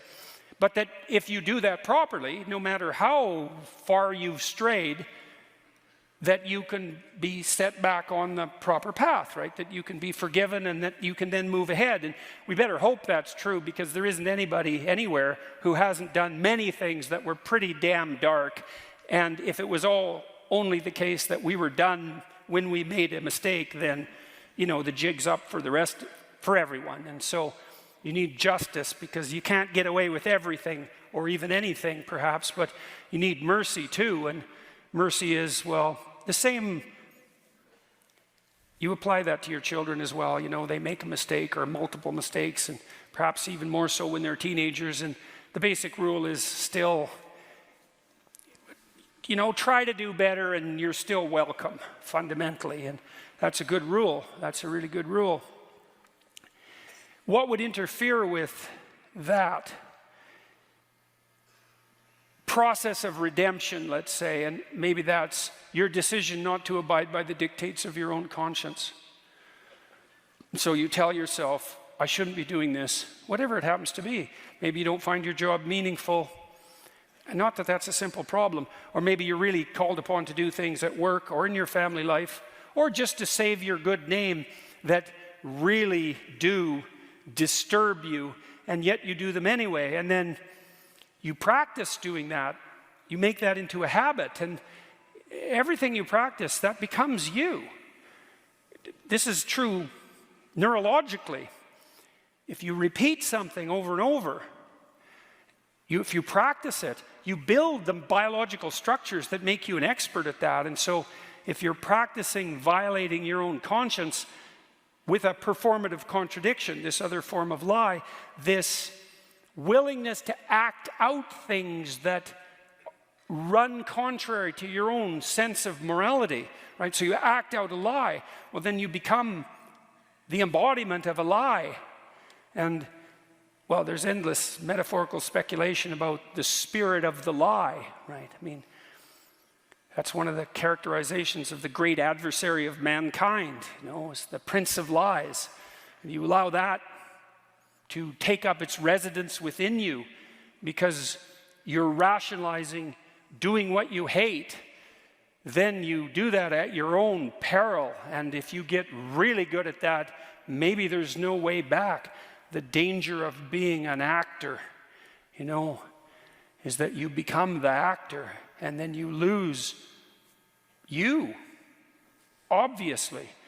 You replace you with that falsehood, and that will make you bitter, to lose you in the service of a falsehood. And then, you know, once you're bitter, then you're vengeful, and once you're vengeful, then you're, what's next? Fratricidal.